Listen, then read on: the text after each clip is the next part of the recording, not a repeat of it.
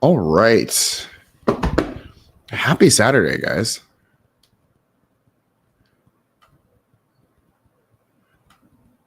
How are you guys doing today?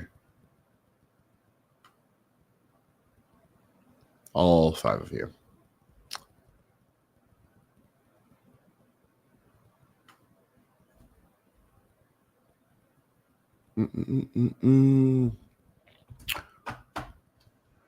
All right. Let me just post this announcement.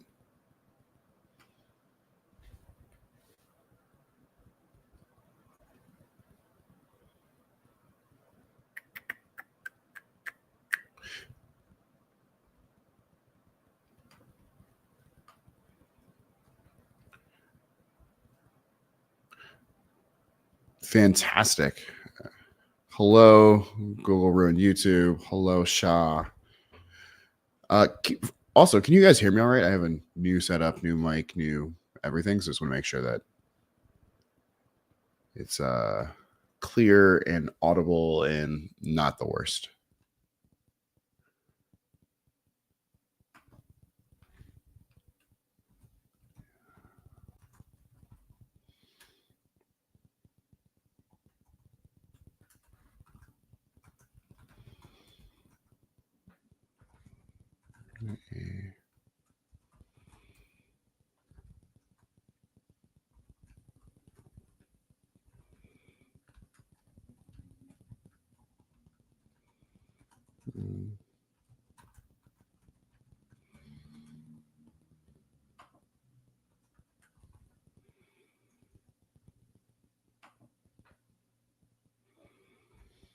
All right, we got that posted.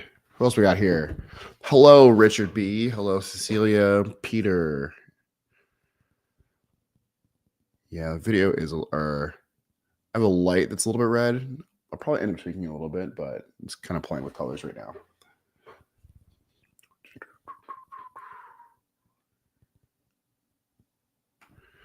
You know, I think I've maybe done one or two.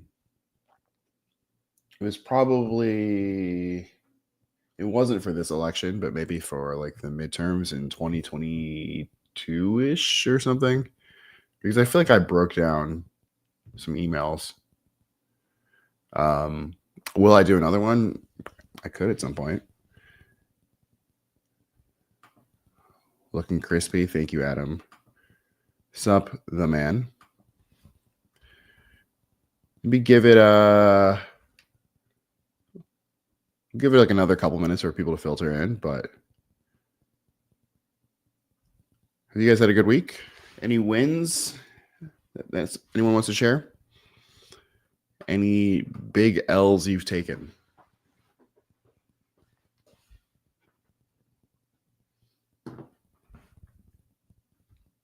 Or are we all just like chilling? Because I'm not mad at that.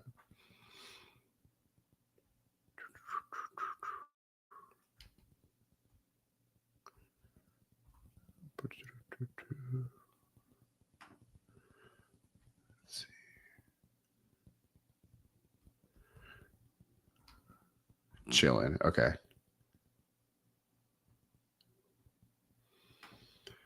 Thank you, Victor. Love to hear that, Sophia. Video audits are super slept on, and I know they've always worked well for me, and so I'm glad to hear that they're working for you.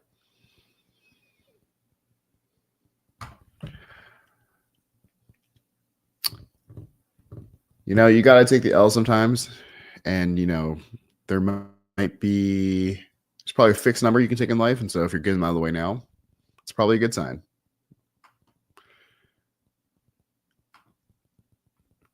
Victor said, big L's. Never do Google ads in the medical field. Insurance companies and doctors are gatekeepers. They create roadblocks for business owners in the medical field. I can only imagine.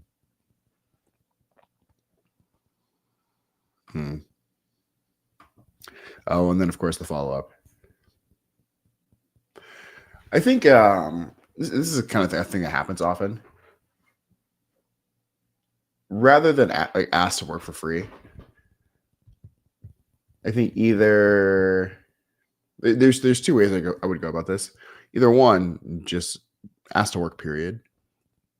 Obviously, from our perspective, offering to work for free is like you're mitigating risk. You're saying, hey, you don't have to worry about it. You're not going to lose any money on this, whatever. However, we have to remember that, let's say you write some copy for them, it goes live or whatever.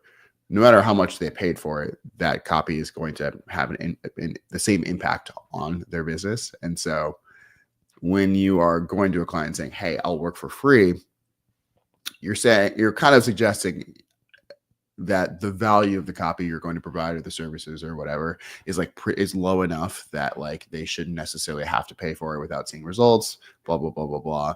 But the risk to their list, to their customers or whatever is still the same. And so you're kind of saying, hey, here's this cheap thing that I want to send to everybody. And that can be a little bit scary. And so positioning yourself just as like, hey, I would love to write for you, period, or I would love to work with you, period.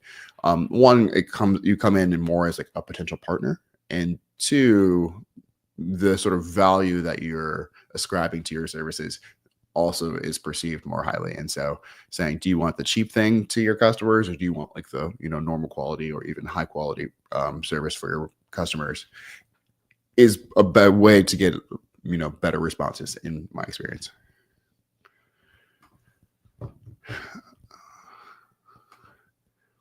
Writing for yachts. I've never done this before. It sounds like fun. Yeah. And yeah.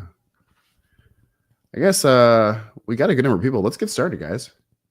So, first off, welcome. Thanks for joining me on this lovely Saturday morning, afternoon, wherever you are in the world.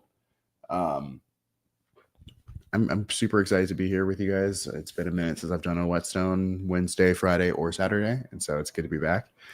If you haven't been here or joined us for a Whetstone Wednesday before, long story short, I'm going to review some copy. All the copy that I'm going to take a look at was submitted by our patrons on Patreon. Thanks for that. If you want for me to submit your copy at some point in the future, or Sean or Alex or Lindsey, you can go to this link, patreon.com/thecopythatshow. Sign up. You get access to member exclusive channels, all this fun stuff, bonus content, extra master classes, like all that good shit.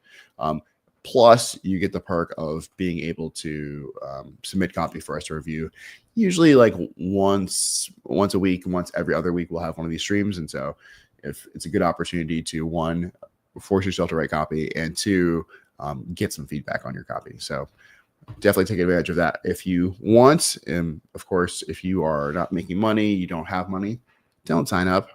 We have everything you need to become a copywriter on our free channels. So YouTube, of course, our free Discord server, there's no pressure, and we are happy to have you here regardless of whether or not you're giving us money. So yeah, let's hop in. Thank you, Daddy. Yo, this is the new name, Whetstone Saturday. Hound of Cullen, you are the MVP. All right. Yeah. So, oh yeah. Also this too. The other benefit is watching people critique other people's copy will give you a little bit more insight into how people are perceiving your copy. And so, even if it's not your copy being reviewed, take a listen, because it's a good way to learn. So first up, we have some copy for a toddler carrier. This is from, one moment. This is from Hough, and they were kind enough to attach this video, which I'm going to play. Let me know if you guys can hear this. If not, we'll just read the copy. Let me do this. Okay. They're really asking for. Because here's what most carriers get wrong. They trap toddlers in straps when they need to be close to you. See, every time your toddler reaches for you, they're not just asking to be carried. They want their mama. They want to feel safe in your arms. Watch what happens when we listen to what they really need. With this one simple strap, your hands are completely free, and you get that connection with your toddler, because those cuddles won't last forever. But right now, your little one needs you close. Click here to join thousands of moms who said yes to more cuddles. All right. Could you guys hear that? See that? Okay, cool. Great. So basically, it's like a little baby strap carrier. You lock in on your kid so your kid doesn't fall. You get your hands back. Great. So I think they just want us to review literally just the copy for this. That was the only context. So how can we make this better? First off, what do you guys think of that ad? Like both the copy, but also like the visuals.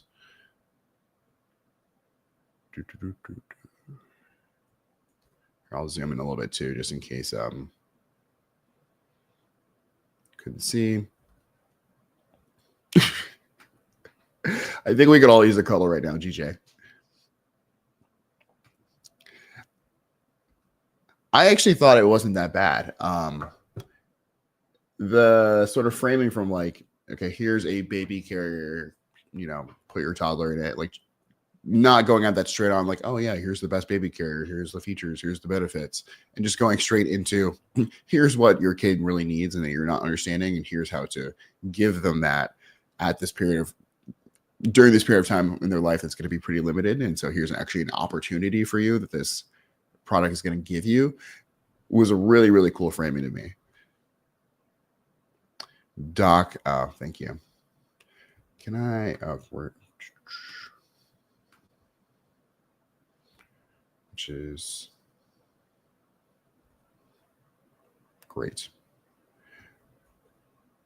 And yeah, so let's dive into the copy itself. So the hook, your toddler isn't being clingy. Here's what they're really asking for. So this wasn't given, but are given, but I assume that, oh, right. So Facebook ad. So this ad is showing up in someone's Facebook feed. So think about this. You're scrolling through Facebook, stuff's popping up. Your mom is saying something. Your grandma is saying something. Your great grandma is saying something because it's been that long. Bam, video pops up, audio.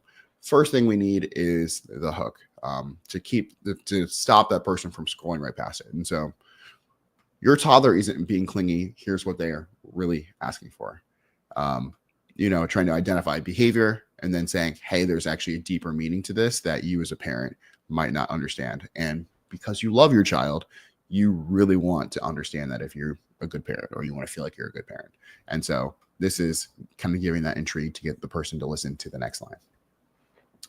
And then going into, okay, well, here's what most carriers get wrong.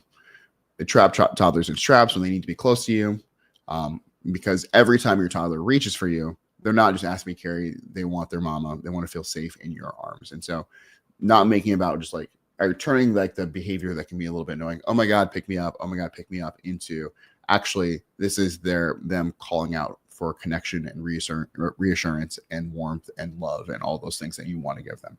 And so let's tie that desire that you want to fulfill for them to the product, the carrier itself. And then visual demonstration, because showing instead of telling is, so powerful. And then it's this one simple strap. It's easy to use. You get your hands back. And so you don't have to, you can give them what they want without being limited or without the drawback of now you can't do anything else. Perfect fit, right? And then I thought that this ending part was actually really, really clever.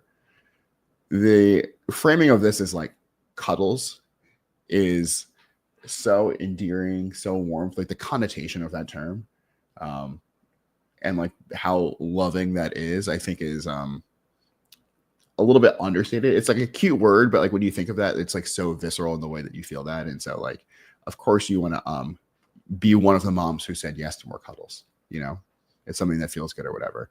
And then of course now, get yours for 40% off. So the opportunity is even easier to take advantage of. I think this is pretty good.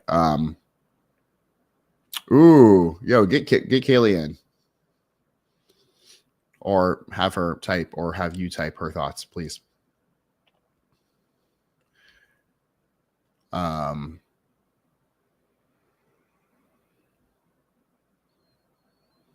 Akash says targeting a highly competitive market, so they started with telling how it's better than others while hitting on emotions of hugging and keeping your bond with the child strong. Sean says, question: is the desire for closeness an effective hook when moms are already highly aware of this? You know, that's a good question. I wonder a little bit about that too. And there's a few different ways I could push on that. One is like, I'm sure that is something that everyone literally understands. And if you are a mom who is mostly momming, if you are someone who is consuming lots of Facebook, I wonder if there are ever times at which like you are feeling overwhelmed, or you're having those negative periods where it's like, oh my God, I want to be a good mom, but also it feels so hard to do anything else. And so this first line about like acknowledging the clinginess is almost like giving a permission structure for saying like, yeah, there are times at which your kid wants attention and affection in a way that's not convenient, or does not allow you to do any of the other things you need to do with your life. And it's okay to feel that way. And so maybe it's almost validating in a sort of way. Hey, what's up? And then transforming like that sort of clingy thing into, okay. Oh, hello, Kaylee. Oh, hey, look what I'm wearing right now. I cannot hear you. 1 second. Wait, can you hear me now? Do I have to be closer? I don't know. I've never done this. Oh, you know what? Maybe it's actually, it's not gonna be that. Hold, please. Okay. Audio speakers. Here we go. All right. Say something again. Can you hear me? Yes, perfectly. Thank you so much. Hey guys, I've only ever been on the stream in the background, but oh my God, welcome to the stream here. For those who don't know, I'm Sean's wife, and it was funny because once I heard you talking about the copy, I was talking to Sean. I was like, this actually really interests me because I'm a mom. And I was listening to the opening hook, and I was like, I don't think that would have been something that would genuinely sell to a mom, because most moms already know that toddlers can be clingy. Wait, okay, just pause real quick though, because not only are you Sean's wife, just so chat knows, you are also our wonderful, lovely thumbnail designer. You also do lots of design stuff for us. And you're just like a sick person in general too. So like, yes, Sean's wife for context, but also, you know, a big part of the Copy That team, and someone who we all love and adore in equal measure. No, I adore you guys too. Also currently momming right now. So right, I got the little guy. He's sleeping in here. Oh, adorable. Yeah. I wonder, is there? Oh, here we go. Yeah, your toddler isn't being clingy. Here's what they're really asking for. I personally don't think that would sell to people in the baby carrier market. And you have to think about who you're actually selling to. So your avatar is going to be mostly women, because women are the ones that are looking into baby carriers. Women, there's literal communities around baby carriers. Like, I'm part of a Facebook group that trades and collects and certain brands of carriers. Like, people get really into it. And when you're selling a baby carrier, you want to think about not how clingy the toddler is, but what are the features? What is the weight? What does it look like? Are there different color patterns? Are they limited edition prints? Like, these are the things that people literally care about. Are they breathable? Like, how breathable are they? Are they comfortable to use while on a hike? Are they comfortable in the heat? Are they more warm? Like, what's the climate? How easy are they to put on? If they're really easy to put on, and a toddler, or not a toddler, a mom has multiple kids, that's going to be a huge selling point. Like, oh, you have 2 kids, or your second kid's coming, free up your hands, be able to do chores around the house. These other carriers, they have more straps and things, and they don't fit babies as well. This one has multiple. You have to understand like what the carrier is and who you're actually selling to. And your toddler isn't being clingy. Here's what they're really asking for. Most moms they're in the Instagram groups. They're reading all the, data and information about toddler behavior. They're reading all the books. They know this already. So you're not telling them anything new. So to me, I would change that hook completely and come at it from a different angle, because I can tell you just from being in these groups, like that's not going to be the thing that hooks them in. That is so interesting to hear, and I know I buy 100% of that, and it makes me think about like when we talk about the sophistication of a market, or the sophistication of a market, and so like you talking about like people comparing different sorts of carriers like at like a very granular level, and like at one point eventually then it's just like, okay, let's talk about the difference between all these things because we're all aware of all this stuff. But also like the stages of awareness. And so what the people you're describing are like very, very, very, very, very aware. Like, these are professional moms, they've seen it all. They've had kids. They're aware of this stuff. And I would imagine that like most moms like pretty quickly get to that point. Do you feel like for, let's say you just had your first kid, or maybe you're about to have your first kid, or you're navigating that transition from like infancy to toddler for the first time, to that mom, do you think that something like this would be more interesting or engaging? Not really, because I think when you're a first time mom, you're nesting and you're reading all the books. You're reading how to expect when you're expecting. You're looking into all the gear. You're reaching out to your other ones because you get a nesting urge, and that like on a biological level makes you want to prepare in every way. So like I didn't read a whole lot of books but then when I got into first mom timeness, I read all of them. And I before I was pregnant, you couldn't like think that I would do that. There's a whole industry targeted towards parents, convincing them to buy some stuff that they don't even need. But there's huge communities before someone even gets into baby wearing. And baby wearing can be really, what's the word that I can put? When you're like discouraged to do something, intimidating for some people. So because knowing how to fit right and wear it right can be really challenging.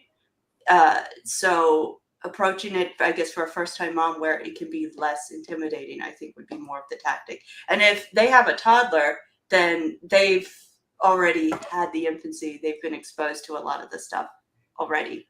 So if it was, so they already know a lot by that point. I'm sure there's some moms that don't go down that rabbit hole, but I can tell you in my communities that most of them definitely do. And I've been in first time mom Discord groups with hundreds of moms, Reddit groups. They're all private, where we like watch our kids grow together. And there's literal contact around all the products.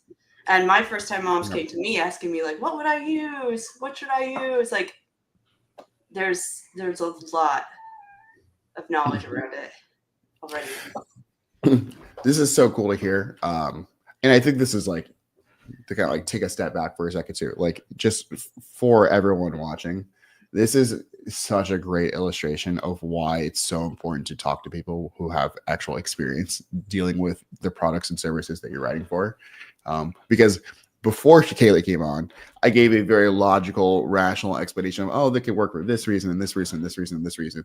And then you talk to somebody who actually knows what the fuck they're talking about. And it's absolutely no way, but also then very insightful, very informed, like very nuanced, like takes on how people are really engaging with the product. And so like when you are doing your own writing, make sure that you are seeking out those people, either in terms of like the spaces in which they're in, if you can access them, or just having conversations.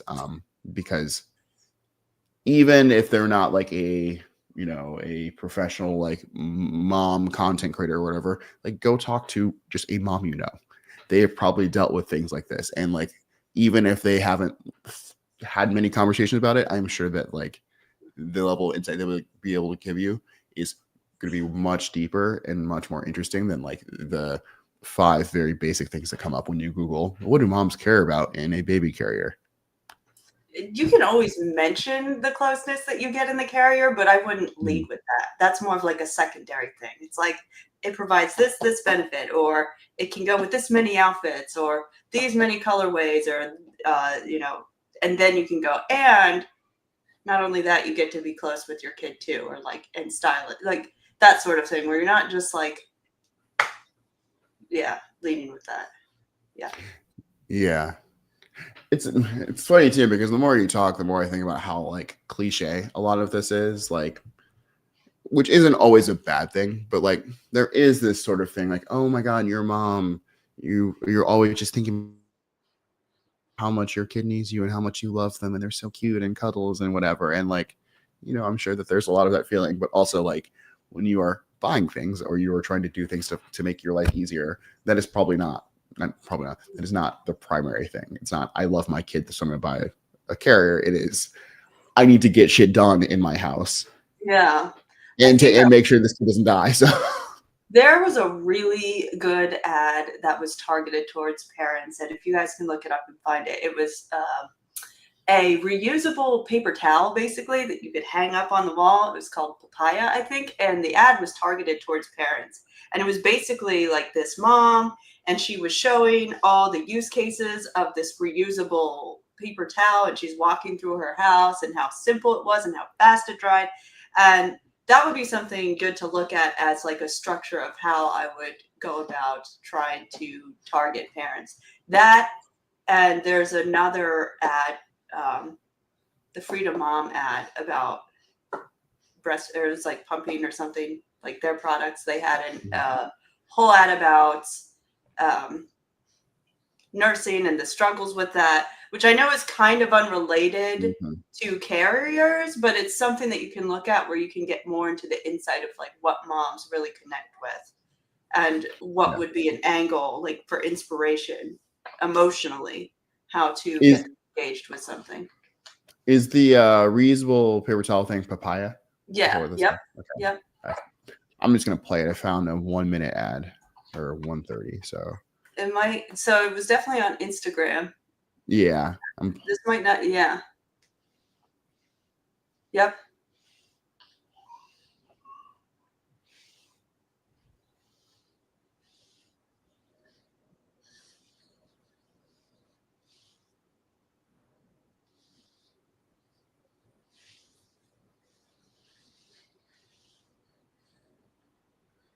I can't hear it. I don't know if you can.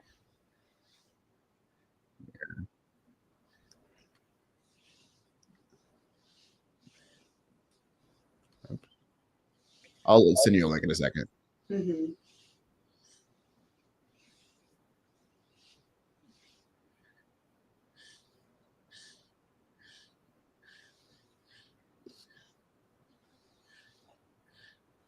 Because this is all like, I find this ad to be really great because it's actually facing the consumer or the avatar with what they care about. All of this stuff is stuff mom care about. It's what they have to deal with on a daily basis. And it's showing you how you can use it in multiple ways. Granted, like this isn't a washcloth, you're not going to be able to, it's not going to have as many use cases. Oh. But you get the point. Like you can use this and show this how this could be used in more versatile ways. Like, oh, your kid's nagging at you. The other kid's crying and needs to be held. You can still have both hands. When they get older, you can wear them on your back and make it easier to do chores around the house. Oh, you're going for a hike and whatever. This straps on easy. You don't get hot because the fabric is this. Whatever it's made out of. Obviously, I don't know the carrier you're selling, and it really all depends on what it is. How you would angle it. Yeah, it's super interesting. I actually really like that ad as well. Sorry you guys couldn't hear it. Even just like showing all the different use cases and how easy it is to use and like putting it in real situations. Even like the choice of like shooting it in a real house and having her move between common spaces in a way that feels like, oh yes, I'm walking from the kitchen to the bathroom. Like it makes it feel so much more grounded in like what the experience is really like and not just an advertisement.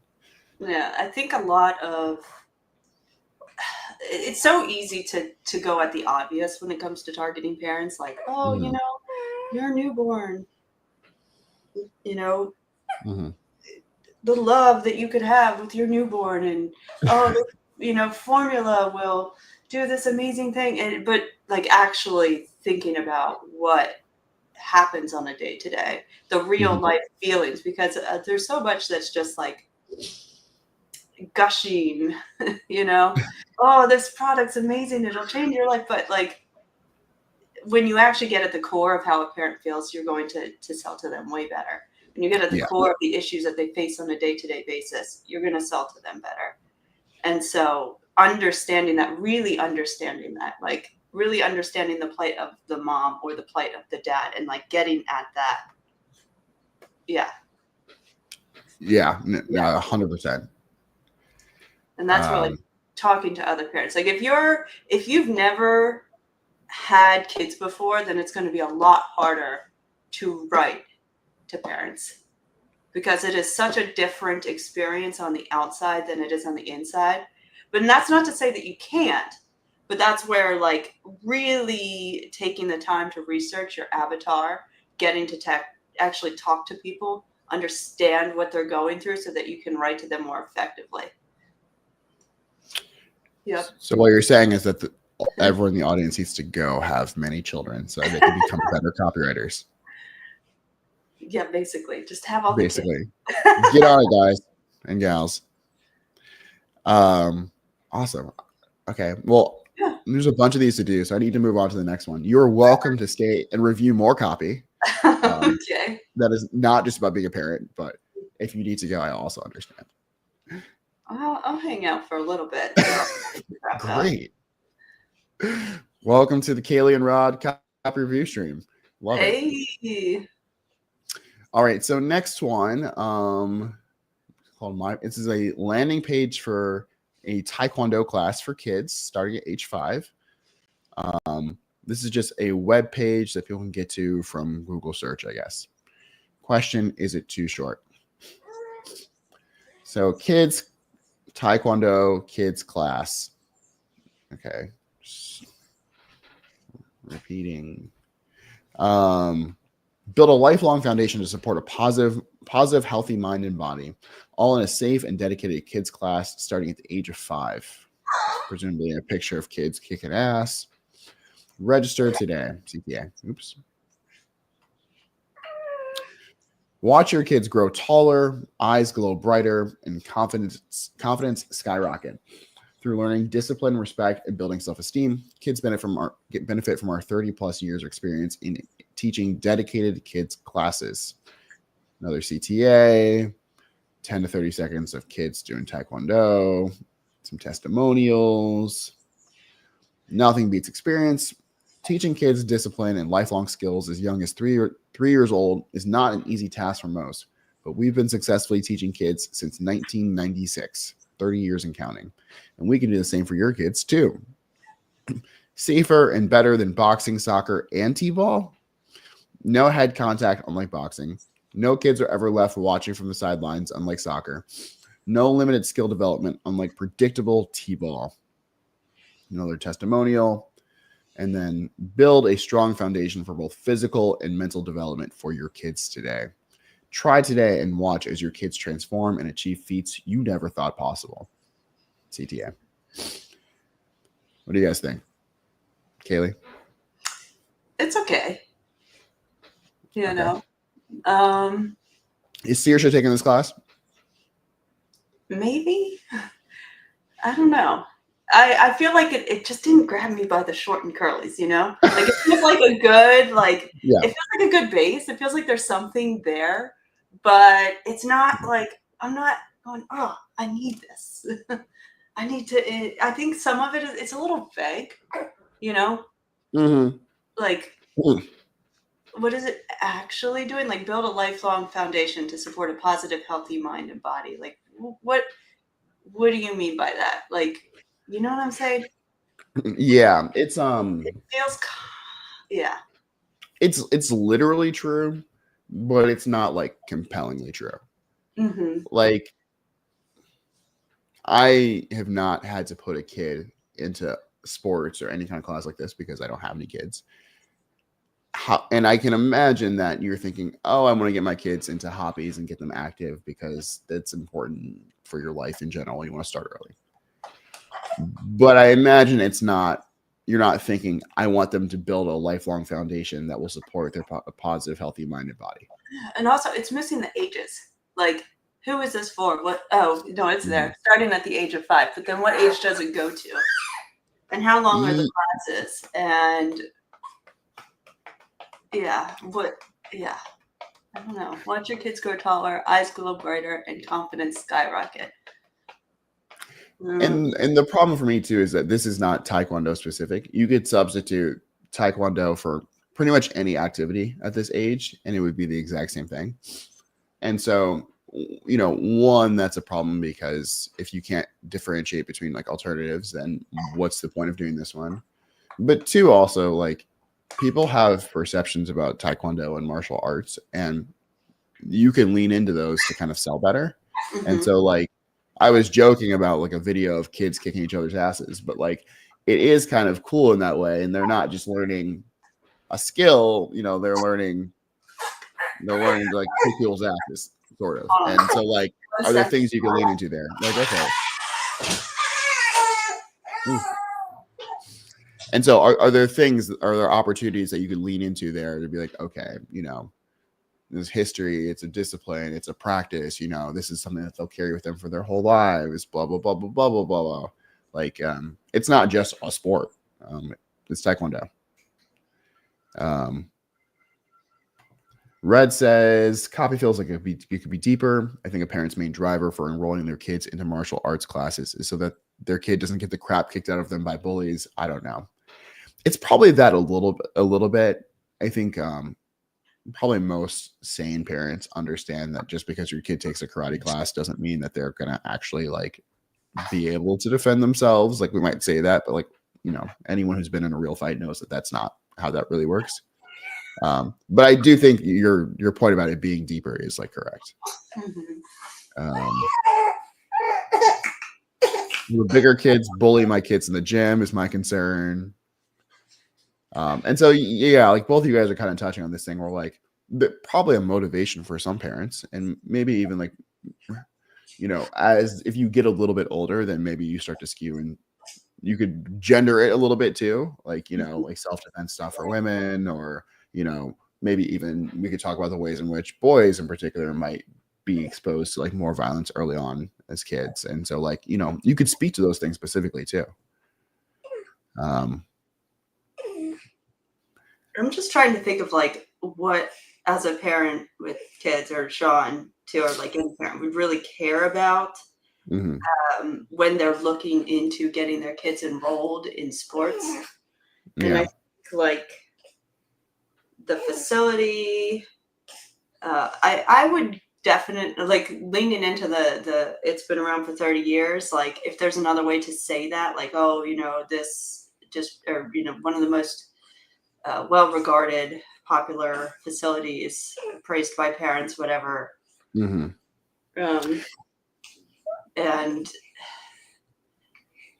it's hard. It's hard for this one. This one's a little tricky to really find that angle that feels less generic and more intriguing. I think at the very least you could personalize a little bit more. And so talking about how the studio has been open for 30 years is great, but like talk about the experience of the instructors, how well they work with kids, how flexible they are, how they can work with all types of kids. Cause, you know, some kids are gonna be shy, some kids aren't gonna be patient, you know, or ADHD, a hyperactive, like this is a great way for them to release their steam or learn structure or, get out the aggressive energy in a safe way, things like that. Exposing them to something new to expand their knowledge of sports and Yeah, I agree. And I kind of what Mon is saying here. It's like it's not really. It's just kind of in the middle, And I feel like this starts to kind of touch a bunch of different things, but it doesn't go enough in any particular direction to feel like it's really taking like a specific point of view on why it's so important that they do Taekwondo specifically at this place. Yeah, also it's fun. Like where's like the action shots, like kids kicking in there, learn how to, do a 360 kick, and your kid will feel amazing because they'll learn how to jump over, 7 freaking mats. And where else can they do that? Where do they get the freedom to have that kind of exercise? I think, I think that's like actually the best point so far is like activities are supposed to be fun for kids. And so just like leading into your kid is going to have so much fun. They're going to look forward to this every week. They're going to like, and their confidence is going to grow. They're going to like develop skills, coordination, all this stuff that's really important to life. But most importantly, like this is the kind of thing where they're going to be like, holy shit, mom, I want to like keep coming back. Like, and it's like going to be a safe space that's healthy. They'll make friends. They'll, all that normal kid stuff. Just, a place where they're not in front of a TV screen. You know that they're getting the action.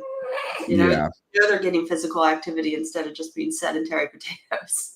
And you, as a mom, can sit and watch the class, and they're not on top of you. Like they're not like needing to hug you every 5 seconds. You can sit down and have your moment where you can scroll your phone or watch them or whatever you want to do. Yeah. Hound of Cullen says the writer should watch some of Big Bang Mike, who was one of the Red Power Rangers and now runs a martial arts school. He talks with enthusiasm about why learning martial arts is important. So there's a research lead for you. Let's do the next one. Oh, another one. Okay. Mother's Advertorial. I think this stream is made just for you, Kaylee. I know, right? I'm like, all this stuff. I literally am a mom. I took Taekwondo when I was a child. Like, this is wild. And now there's a women's health and beauty. I was a hairstylist. Like, did you just like cater this? Yes. Okay. So apparently this is an advertorial they wrote for a women's health and beauty product that helps women regain their inner and outer beauty. The audience are mothers who have been worn out from motherhood and also drink a lot of coffee. I'm very curious how it's going to come into play. And mothers who want to balance a healthy lifestyle in motherhood. The audience is problem aware but unaware about the product. Questions. First, can you give me some tips on writing better headlines? Second, is the lead too long? Or does it take too long to get to the product?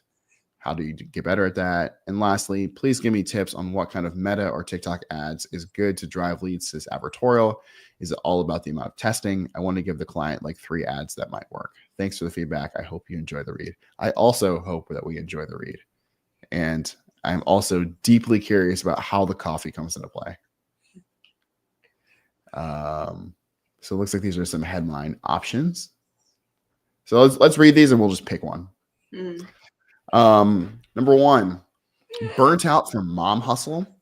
Read how a mother of 2 went from feeling like an engine running with no oil to vibrant, healthy, and focused, all in just 1 week.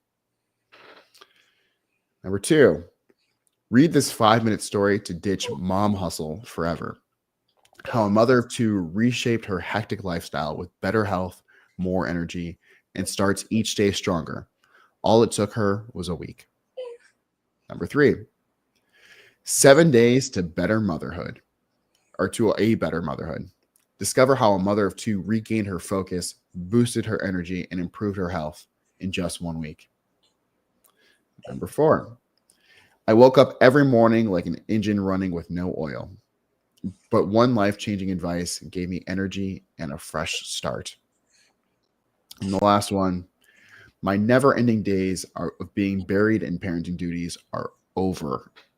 Find out how I made it happen in just 1 week, all while giving my babies unconditional love and quality time. Right away, I would say the two strongest ones would be the burnt out from mom hustle and the 7 days to a better motherhood. Okay. I woke up every morning like an engine running with no oil.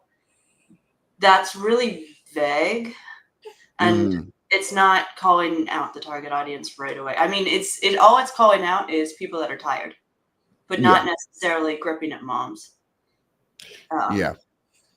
So is mom hustle a term? Is that like a thing you've heard before? So that was my thing about that is I would use other words than mom hustle but the idea is there. Like burnt out from motherhood, I think would be stronger than trying to, be new with mom hustle, because that's a very real thing. Read how a mother of two went from feeling like an engine running with no oil and to a vibrant, healthy, and focused, all in just 1 week. I think, if you just changed mom hustle to motherhood, it would be much stronger. Yeah. So stop trying to make mom hustle a thing. Yeah. Just be clear. If you're clear, you're going to sell more. If people aren't understanding what you're saying, they're just going to click away. But if you can be clear, even if it seems too simple, sometimes simple is better. Sometimes just speak directly, because when someone is having that problem, if mom's really burnt out, and you see something and you're emotionally like feeling like, oh, I'm just so wiped out. And then you see an ad like, are you burnt out? And it's like directly pointed at you. Oh my God, that's me, And then you're like, okay, so it's already asking you, okay, so what's this going to say? It kind of does make you want to go to the second line because it's talking directly to you. Yeah. Yeah. And to your point about clarity also, I would just drop this metaphor, an engine running with no oil. Just because it's really clunky for what it's doing for you. Like I don't think that a sort of car analogy is the best for your target audience in this situation, but even just like saying running on empty is a much cleaner, shorter, clearer way of saying that. Because an engine running on no oil is not even just like you can't go anywhere, but like your engine is like breaking in real time. Like it gets really clunky and complicated. I agree with that. Also, like I feel like that would be more targeted towards men. Like that would be a metaphor that would be better suited. Yeah, absolutely. All right, this is 13 pages long, so we're not going to read the whole thing. But let's just kind of go, and I'll probably stop at points. If you hear something that you want me to stop for, just tell me to shut up, and we go. All right. Begin with immediate action. Hi, I'm Julia, and this was me 1 year ago, drowning in endless house chores, having no time for myself, and so wiped out, I hit the sack at the end of the day, completely drained. Today, I'm here to share a heart-to-heart experience as a mother of two and offer some emotional support to all the mamas out there struggling with similar life issues that I've faced. Plus, a little-known piece of advice to help you enjoy a happier lifestyle. I just came out of the shower, and the scene I witnessed left me in despair that I almost gave up. It was 6:27 a.m., and I heard my newborn crying nonstop. I rushed out to check on him, only to realize that my toddler was missing. I hurried down the stairs and found my 3-year-old toddler completely covered in flour, rolling on the floor. As much as I adore my little ones, I hate knowing the fact that it's going to be chaos for the next 14 hours of my day. My never-ending day of cleaning and dealing with my kids' tantrums has begun once again. Image, tired of all this, want to be back to her single years. Back in our 20s, all we had to care about was how to stay pretty, where to go shopping with our besties, and how to eat healthy to keep our bodies in shape. Now we don't even have time to sleep well for a night after having our babies. Being a mother is never easy. You leave your toddler for 2 seconds and they're already onto something. Sometimes cleaning feels impossible. I put a book on the shelf and my baby decided all the books needed to be on the floor. Or when I mop the floor, 5 minutes later, she purposely spilled chocolate milk again. Usually, I just collapse on the couch at the end of the day, too tired to even move. But life said it's not enough and gave me more things to deal with. All right, let's talk about this so far.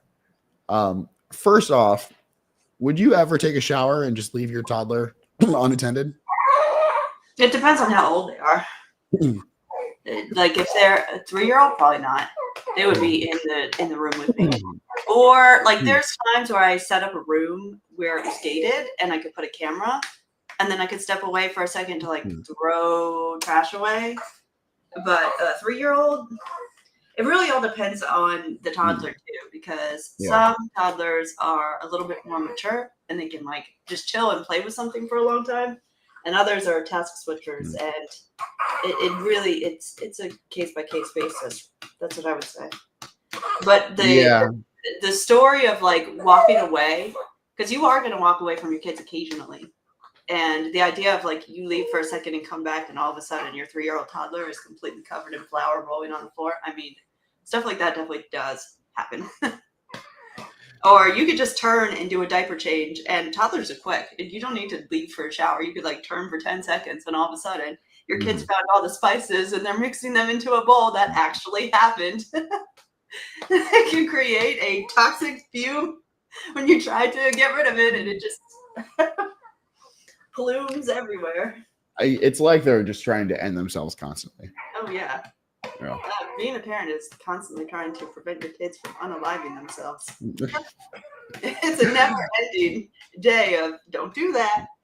And then sometimes you just let them hurt themselves because you're like, well, learn by consequences. Lesson learned. Yeah, play stupid games, win stupid prizes. I just imagine you guys at your house just saying that to your very, very young children, and I'm laughing on the inside and on the outside, actually. Yeah, I mean, so I understand what you're doing here. There is a very or quite common, I don't know what the meta is right now, but there is a sort of like trope or format of a lead where you basically start with like the worst moment of someone's life where everything is just like gets to the precipice and they have the choice to either change their life for the better or to, just like drown in despair. And that's kind of what you're trying to illustrate here.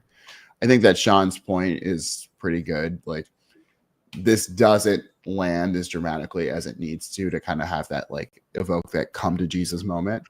The other thing you're still talking, I'm sorry. Okay. I was going to say, I didn't mean to cut you off. So if you have to finish. Yeah, I'll finish quickly and then you go ahead and take it. And then the other thing is like, I think these examples do speak to like that experience Kaylee is talking about where it's like you turn your head for 1 second and then it's like another thing. But like the way in which you're evoking the drama feels a little bit melodramatic that you almost end up obscuring the very real pain point that the audience has because you're trying to make it sound like a bigger thing than it is. And so if you're trying to do this, I think you need to like find like one very clear, very obviously dramatic experience and lean into that. And not trying to make like a bunch of small things feel like the end of the world. Obviously there are things you can do to like kind of snowball and cascade a bunch of small things and have like a needle in the haystack or not the straw that broke the camel's back moment. But like this right now is just not really working for me. And also this is supposed to be selling beauty products. Am I right? Like that's, it's a women's beauty and health product. We don't even know what the product is yet. So like I fail to see how this can lead into a beauty product effectively, unless it's like you can put this on without looking so you can watch your kids while, like I don't see how like the chaos of the day. I'm interested to see how you tie that in, but the chaos of toddlerhood goes. The promise of the headline is this. Basically, you won't feel tired. You will go from tired to vibrant, healthy, and focused. So like, is it a supplement? Like, what is this? I have no idea what it is at all. Mm-hmm. So there you go. Yeah. Yeah. Yeah. And this is a good point too. Like when you're, because before that, this traveling alien said this trip check. Yes, you can visualize everything that's going on here. And that's really powerful to kind of like put people there and kind of evoke those feelings that they have in those moments. And also, when we're doing that, we need to make sure that it's tying into like a larger narrative structure that is taking the reader on a journey from like wherever you need them to start to wherever they need to go. And so if your examples and your visualizations are so distracting in a way that is not narratively cohesive, then it's actually kind of detrimental to the larger goal of your copy. And so there's a balance there. Yeah. I think more constructively, like what you have to do is kind of establish the stakes at the beginning. You can't just start with like everything is the worst and it's bad and it's bad and it's bad, it's bad, it's bad. It's also here's what I have to lose, or here's what I always hope for myself, and here's how things went wrong. And so, what is the pain of this person's current moment relative to like the larger stakes or experience of their life, kind of. Sean is welcome to join the stream if he likes. I will give him permission. I can, as long as Kaylee's also okay with it. Oh, I'm fine with it. Sean is out with the kids though, so we'll have to swap off. I will just have a whole just your entire family can be on stream. Copy that. Whetstone Saturday family edition. That's so funny. We should do that one day. Okay, maybe we're about to get to the turn here. So life said it's not enough and gave me more things to deal with. All my healthy habits from my 20s have gone down the drain. I don't exercise anymore, and with barely any strength left, I crash down every day with no sight of motivation. Are any of you mamas still in shape out there? I eat more junk food, and it's the quickest way to calm down my hunger. This is also the reason I've gained so much weight over these few years. I can't keep my mood in control. I often display my anger in front of my toddler. She might come to see my behavior as acceptable. What if she carries that mindset with her as she grows up? I got attached to fast and easy solutions. Coffee and energy drinks are my go-to. I'm binge drinking. I know it's bad, but I feel like I had no other options. Nothing else was going to keep my night chores and was going to help with my night chores unless I got some caffeine. I spend less time taking care of myself. That even my mother told me I look like a homeless person most of the time. Jesus. And I'm easily distracted. I've been losing focus on things I do lately. Work hasn't been going well, and even daily chores take longer than expected. With problems crossing my mind, I find fault in everything. I feel like depression always whispers through my ears. The last thing I want is for my child to grow up in a difficult childhood because of me. Honestly, I think some of those points could be brought up way earlier to make the stakes higher. Like this idea that you can't keep your mood in control, and that you've you're yelling at your kids. You have regrets about being a parent. Maybe you shouldn't have done this. Like if you're going at the angle of depression, like you could use that to tell a narrative with more stakes, like the stakes being that you messed your kid up. You're scared about that. Potentially. I mean, this section got me more engaged than the one before it. That's what I can tell you. Yeah. It's interesting too, because like if we scroll up, it's like these are all the things that are happening, like literally happening. And then these are all like the deep psychological effects. Mm-hmm. And it feels like the author is framing like the problem to be solved is these things, but really like these are the deeper sort of things. These are the things that like you really have to tackle, or that are really gonna like hit home for somebody when they're reading it. Like they realize, like, because you're so busy, you're so overwhelmed with the things you have to take care of, and not let like set on fire in the moment that you then neglect your mental health, or you feel like you're just barely skirting by and stuff like that. And so like, if at the very beginning you're like, once again, this happened and I felt like this thing happened and it felt like I was at my breaking point. I found myself in the middle, like, 5 cups of coffee later, I did this and I did that, and I just can't hold it together, and I'm worried. And then this is bad, this is bad, this is bad for me, and then escalate even more. And the worst part is I'm worried that the example I'm setting for my kid is something that they'll carry with them for the rest of their life. Mm-hmm. Boom, mental breakdown. And I can't even control it. I can't even stop myself from doing it. And why? I don't understand why. And then like Sean made a good point of these are telling and not showing. But what these bullets are great for are to look at and then like use that as a foundation for your story. So like instead of saying, I got attached to fast and easy solutions, like tell the story behind that instead of directly saying it. Or I spend less time taking care of myself. Like it's been 5 days since I took a shower. Yeah. I smell really bad. I'm embarrassed to go out in public and I don't even have the time to do it.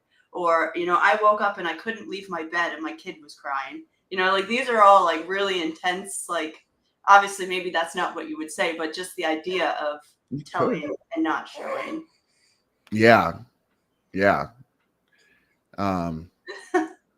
All of these are fantastic options. Do them. Maybe not all at once, but like choose one.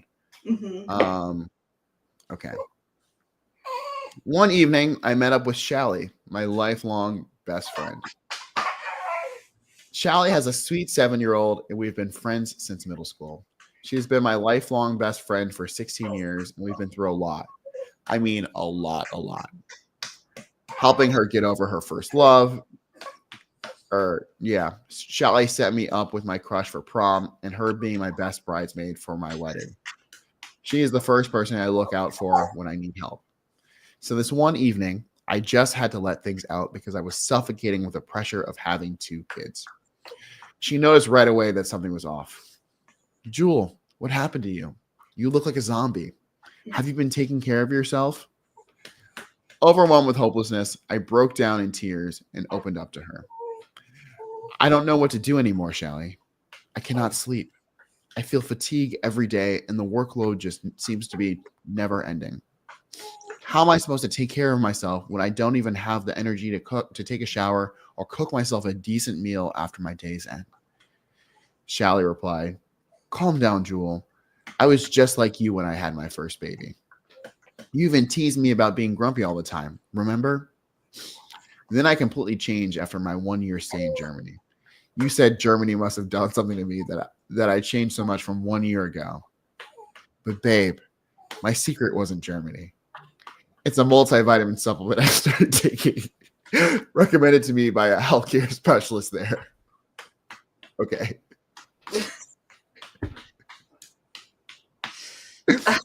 You've got... I'm sorry.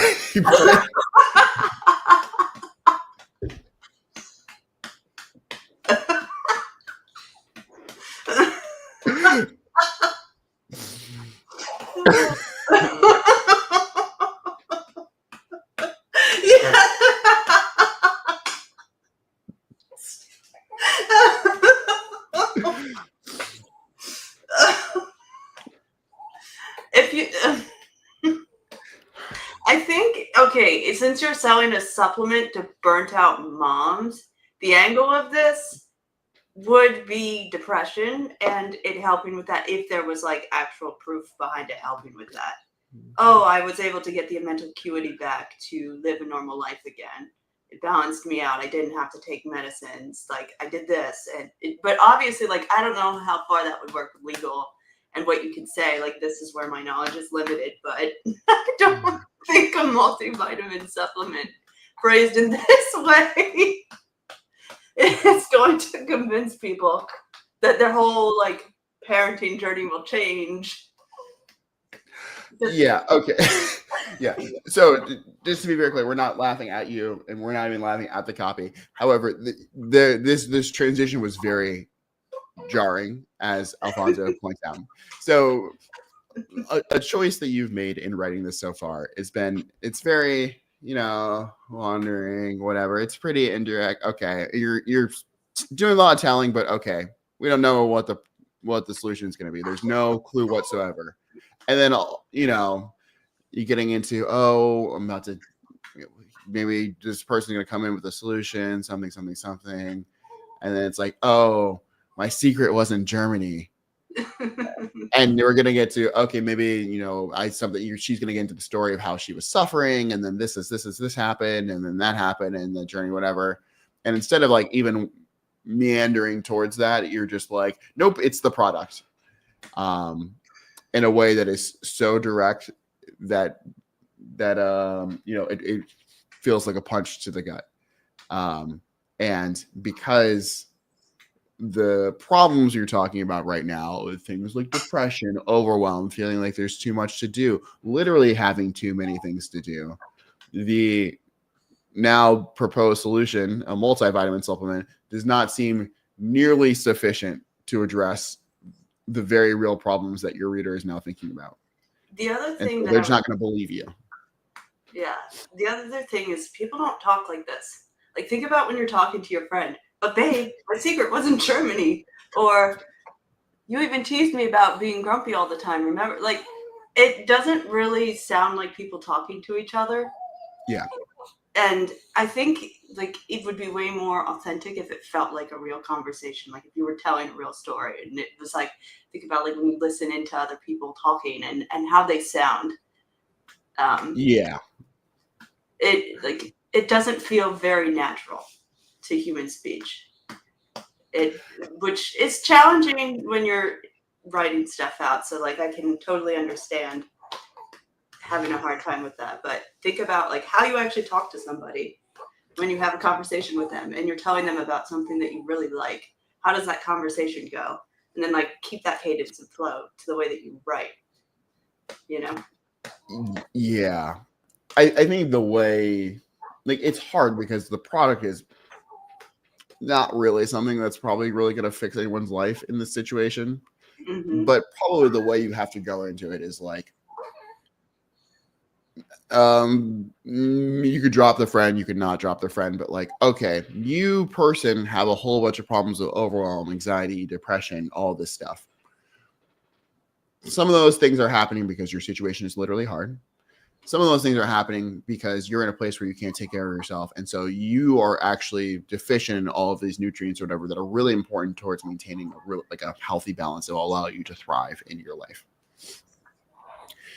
The answer to that part of it is, but this person designed this supplement specifically for moms in this situation who are too busy to whatever, to help get them back to where they need to be so that they can do all the things they want to do.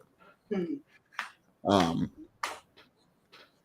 Yeah, and it's quick and easy. So even when you're having a hard time or you didn't like eat food that day, this will at least give you the baseline nutrients. Yeah. Like some days are challenging and some days are more challenging than others. And this is something that, keep it next to your nightstand and it's right there. It'll help regulate your mood so that way when your mood is regulated, then everything else becomes easier. When your mood's dysregulated, then the whole day just it snowballs. It gets harder. So start your day off easier. Give yourself the handicap. So that way you can feel better by the end of the day. Yeah, I think the way you describe that is probably the best way to do that. Like, speak to the regulation, speak to getting the person back so that they can be empowered to do all the other things. Mm-hmm. Don't say that the thing will fix all the problems. Yeah. Because like, especially too, like it's okay. So the Secret's Not Germany, it's a multivitamin supplement, and then like sure China, whatever. And so then it's like, this gave me everything. And then I started doing a whole bunch of other work.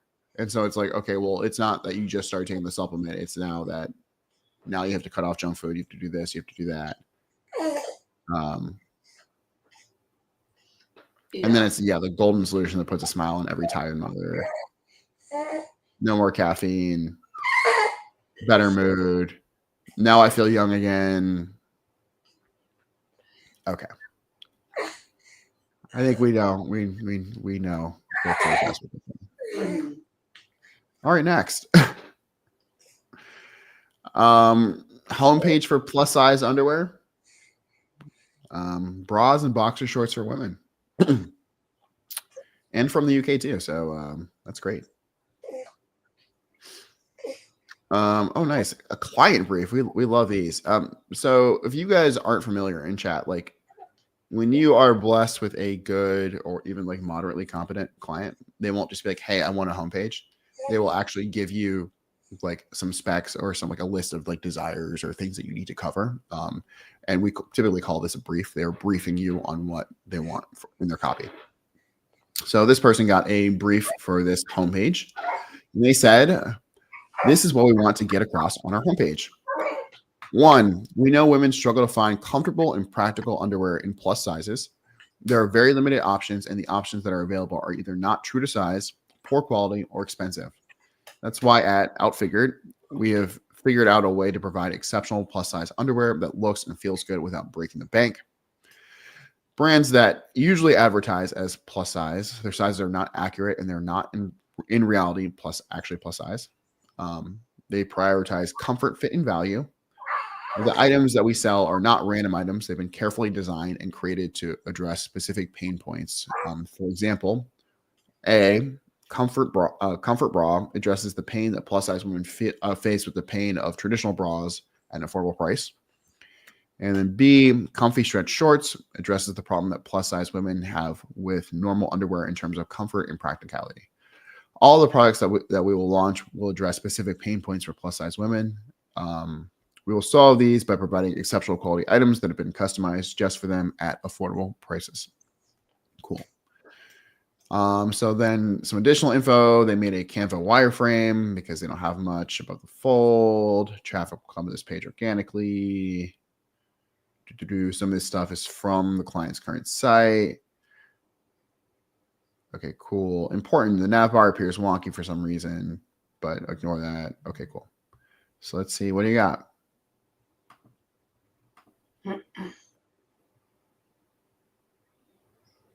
This is fun. Okay.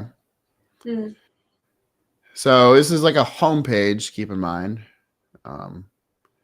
Now let's just skim it quickly. Okay, cool. So what do we see? We come in. Little free delivery thing on top with navigation bar. Looks wonky, but they said ignore that, so we're gonna ignore that. Here's the meat. So for all plus size women, UK size is 14 to 28. Underwear that's really true to your size. Outfigure exists to make your fit, comfort, and support. Make your fit, comfort, and support are a priority, not an afterthought. Maybe make sure you're fit. This is clunky. Little testimonial. For the first time online, the item really is UK plus size and fit. I love them. From Jenny, a verified buyer. Shop now, CTA. We got a picture of some people. Please activate your windows. So, look, as one of the 47.4% plus size women in the UK, you don't deserve underwear that is uncomfortable or worse, painful to wear, ridiculously overpriced, yet falls apart in a jiffy, an upsized version of designs made for smaller women. Instead, try quality, affordable bras and shorts that are trusted by hundreds of plus-size women like you to fit you to the T, give you ample support while accentuating your curves, let you move at your most comfortable, confident best all day long. We have made-for-you collections. So we got your little categories, some click buttons to go shop them. Cool. We got some testimonials.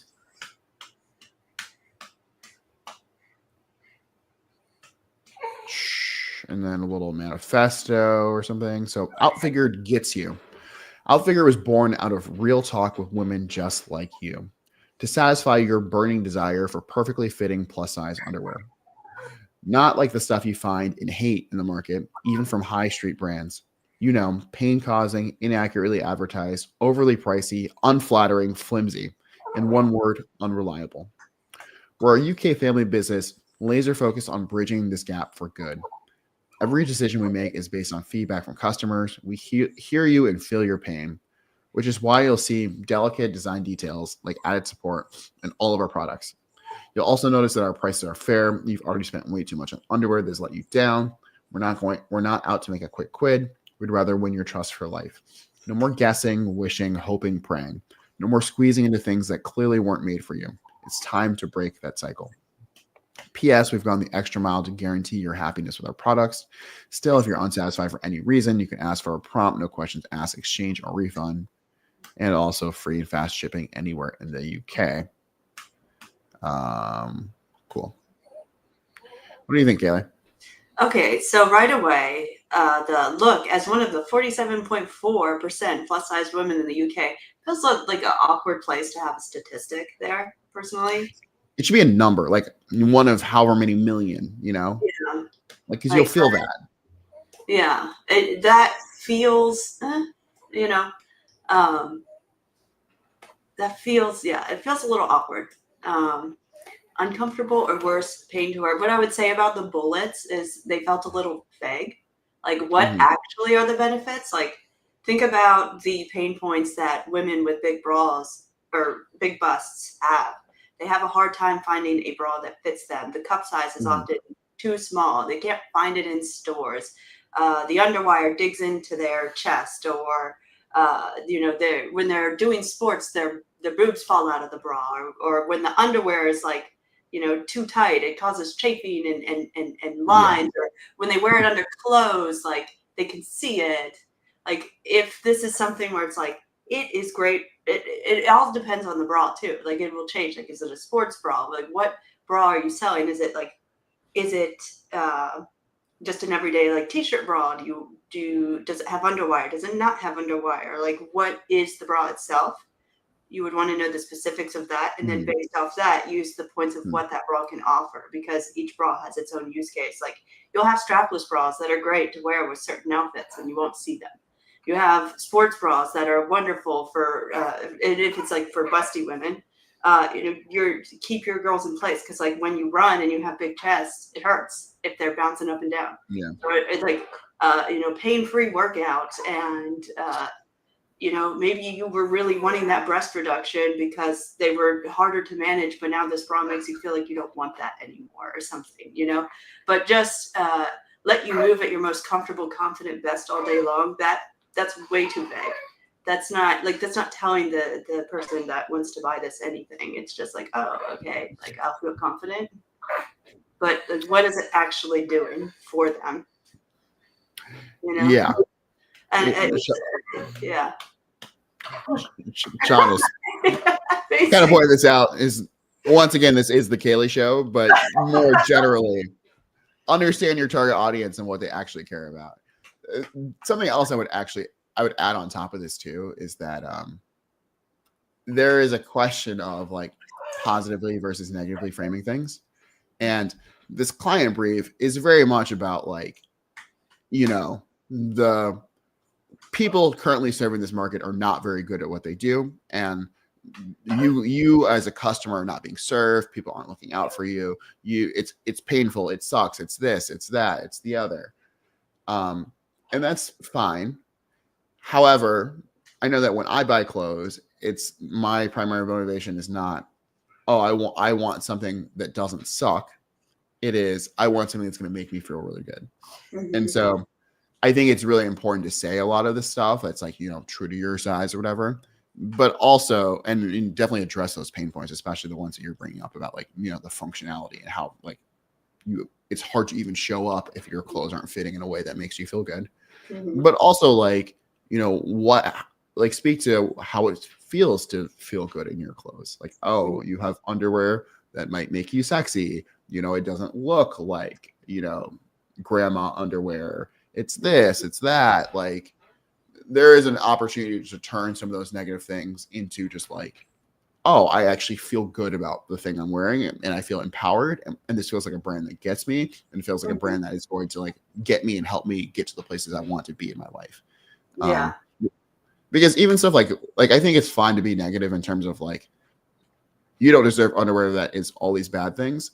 But when you're going to talk about the good stuff, lean in. Like, it's not just fitting you to the T. It's made for bodies that are like normal and acceptable, or like it makes you feel, it's underwear that makes you feel good about the way your body is. It doesn't make you feel like your body needs to be different. And was this made by plus size women? Because you could also take that angle, like underwear made by plus size women that understand, like they have the same body. It's not just somebody like marketing plus size underwear that is a size 2.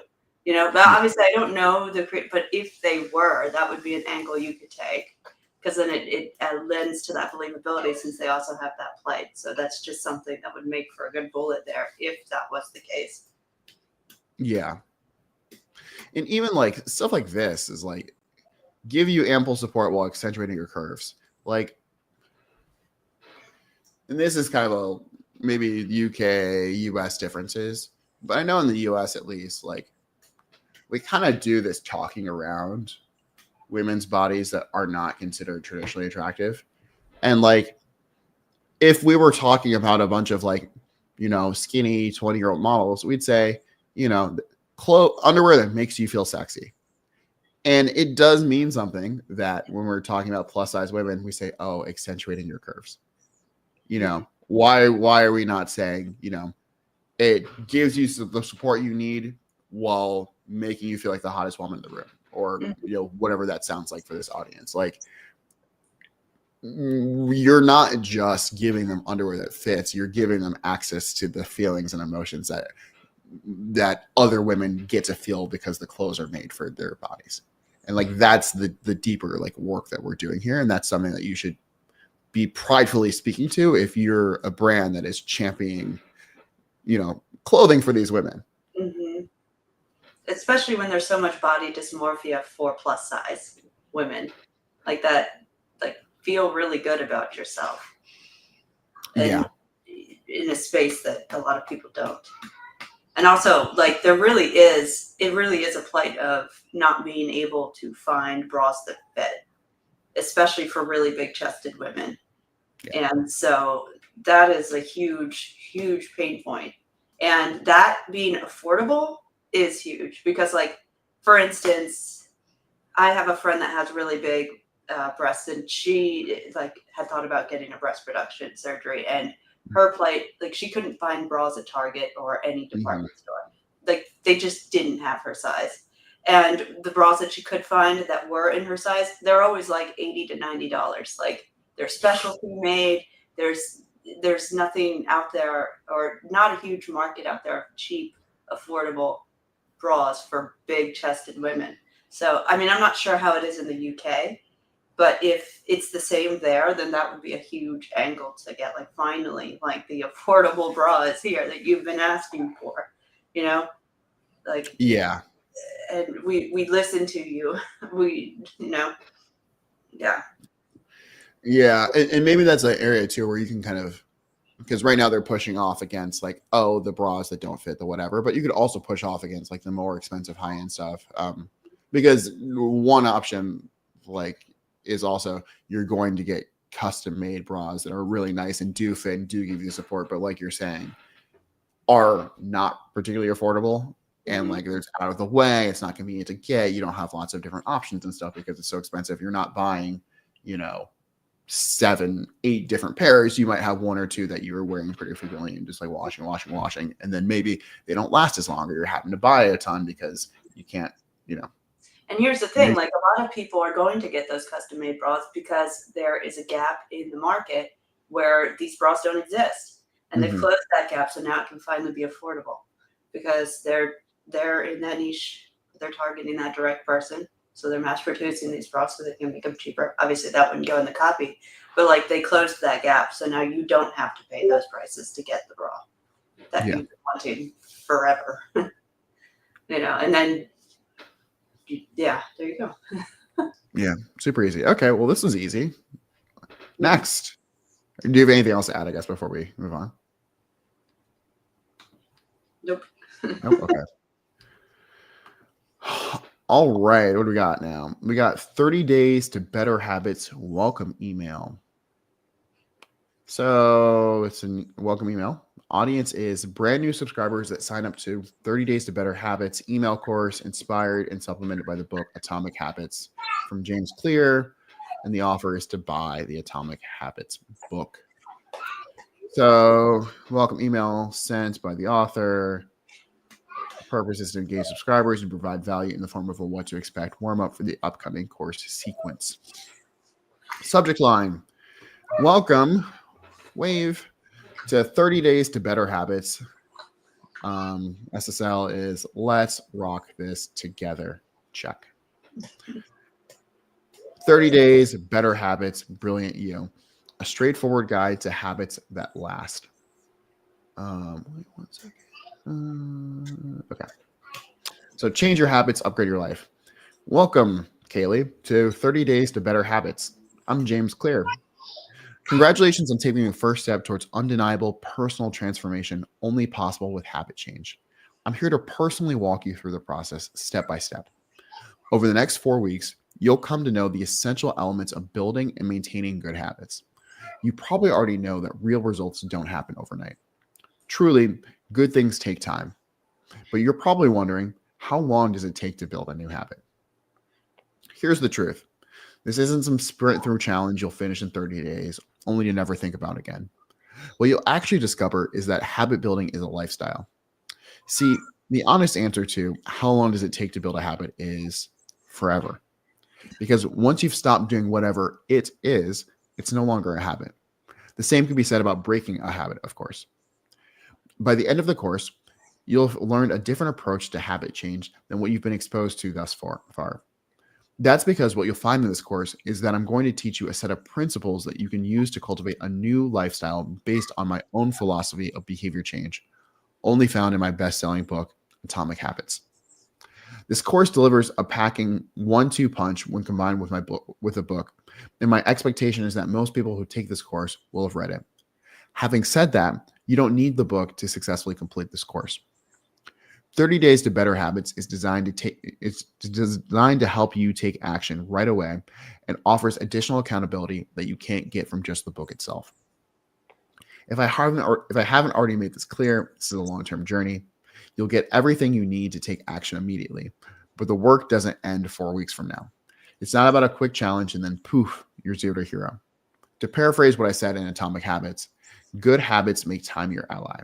Your habits over time largely determine your health, wealth, and overall happiness. Knowing how to go about changing your habits means gaining the ability to confidently own and manage your days, to reverse engineer the life you want. Lesson 1 is coming your way tomorrow. Kaylee, I hope you're as excited to get started as I am to send it to you. What happens next? This course is 30 days long with 12 emails, an introduction plus 11 lessons. You'll receive a lesson every 3 days. While you wait, check out the bonuses I've linked for you in the workbook, and examples database will be invaluable tools you can use throughout the coming lessons. See you in a few days with lesson 1. James Clear, author. P.S. Be sure to add my email address as a contact or VIP so the lessons can reach your inbox. This is clunky. I'll fix. Okay. Were you moved to change your life, Kaylee?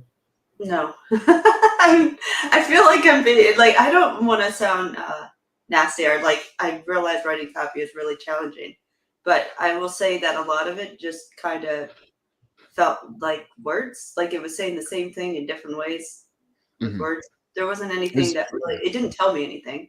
It just was like habits happen and they can permanently not be changed, or it just didn't, it felt very vague, and it just didn't tell me anything. It didn't drive me to do anything. It just felt like it was kind of talking at me for a while. Yeah, I agree. It felt like it was the same email twice. Because it starts off with it's a process, and the truth is that it's not some sprint. It's going to take time, and then basically then it's like, okay, it's not a sprint. It's going to take time, and so it probably could have been half as long. One thing I'm curious about is what the sort of like copy was that people were reading before they got here. Like, was this like they go to the guy's website and it's like, oh, enter your email for a free course, or was this like he's advertising a thing and kind of saying, if you sign up, you will get this stuff? Just because depending on which it is or how it's framed, then maybe this sort of setup just like is reiterating something that they've already heard, and so really just kind of like grounding it once again. It also, I feel like there's a way to condense it. I would go through and remove the words and sentences that you don't need, and then it would make it stronger, because I feel like when you elaborate on the same thing in different ways, it makes it less engaging. And when you're more concise, then it keeps the viewer hooked. But at a certain point, like, I think it helps to step away from something for like a day or two and then come back to it and read it and then ask yourself, like, are you getting bored at any point? And if you are, the second you start to get bored, then that's the area where you need to stop and fix something.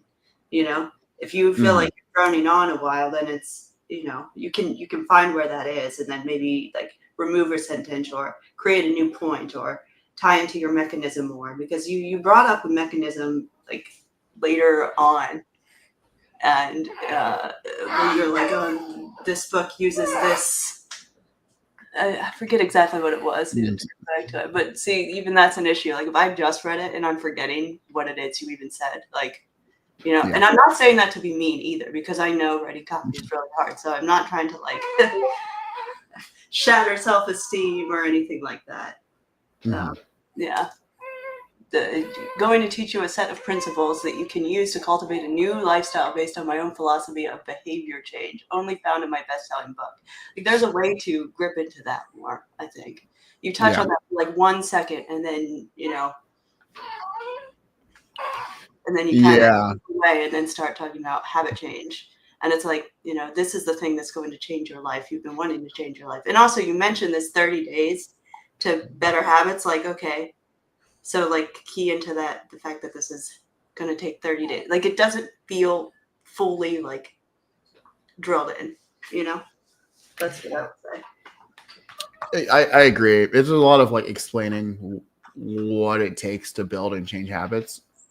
And obviously it makes sense given the context of the book. However, I think you say that very, very quickly, and then you sort of tease the power of this technique or philosophy or whatever of behavior change that is like his sort of unique. That's like the USP of this course, and be like, you might be familiar with this. If you aren't, just know that it is like the single most effective way to build habits that last and blah, blah, blah, blah, to improve your life. And then kind of like quickly get through this, and then what to expect. You don't have to kind of talk about habits over and over and over, because if someone's read your book, if they've signed up to this course, they already know that building habits is, one, important to them, and two, difficult. And so, you don't have to make that point over and over and over again.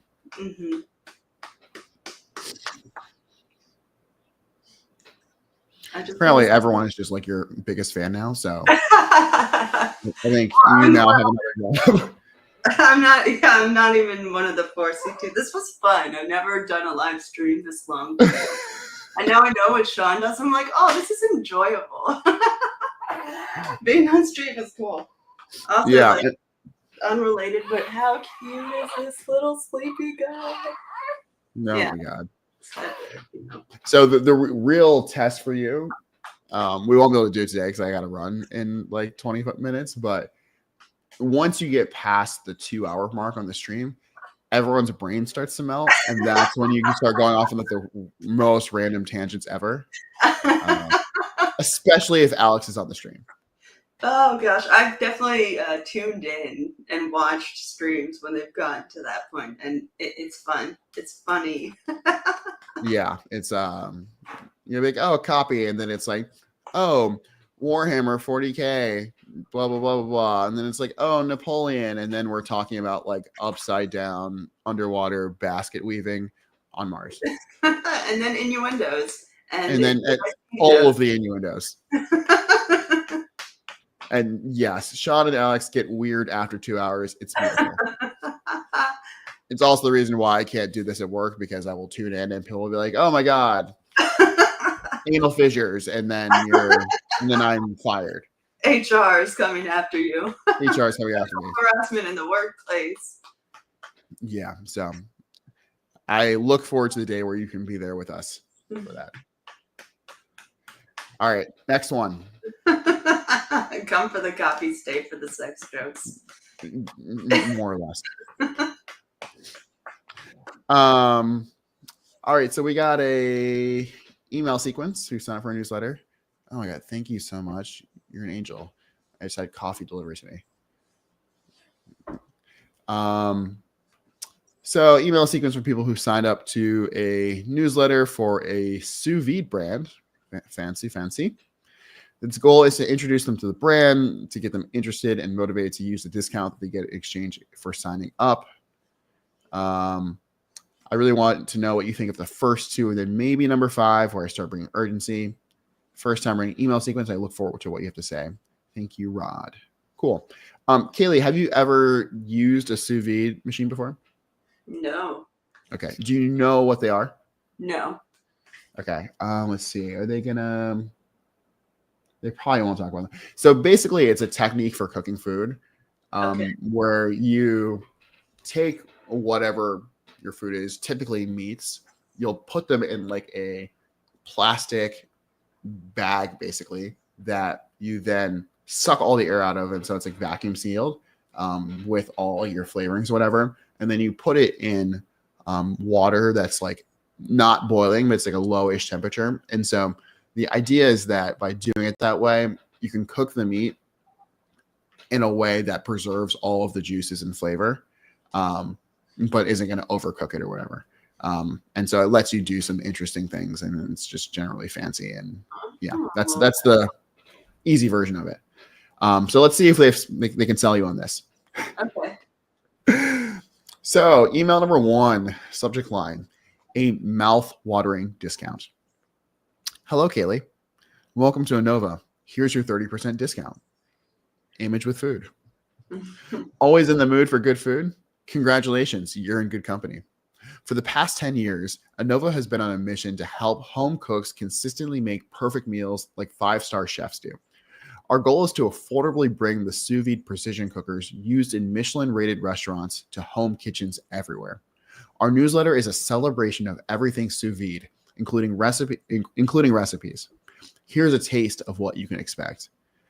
Also, just like side note, the sous vide is like kind of like a fancy sort of technique, and so there's an association with like luxury and high cuisine or whatever. So this is selling to people that understand what that is already and are really into food. Yeah.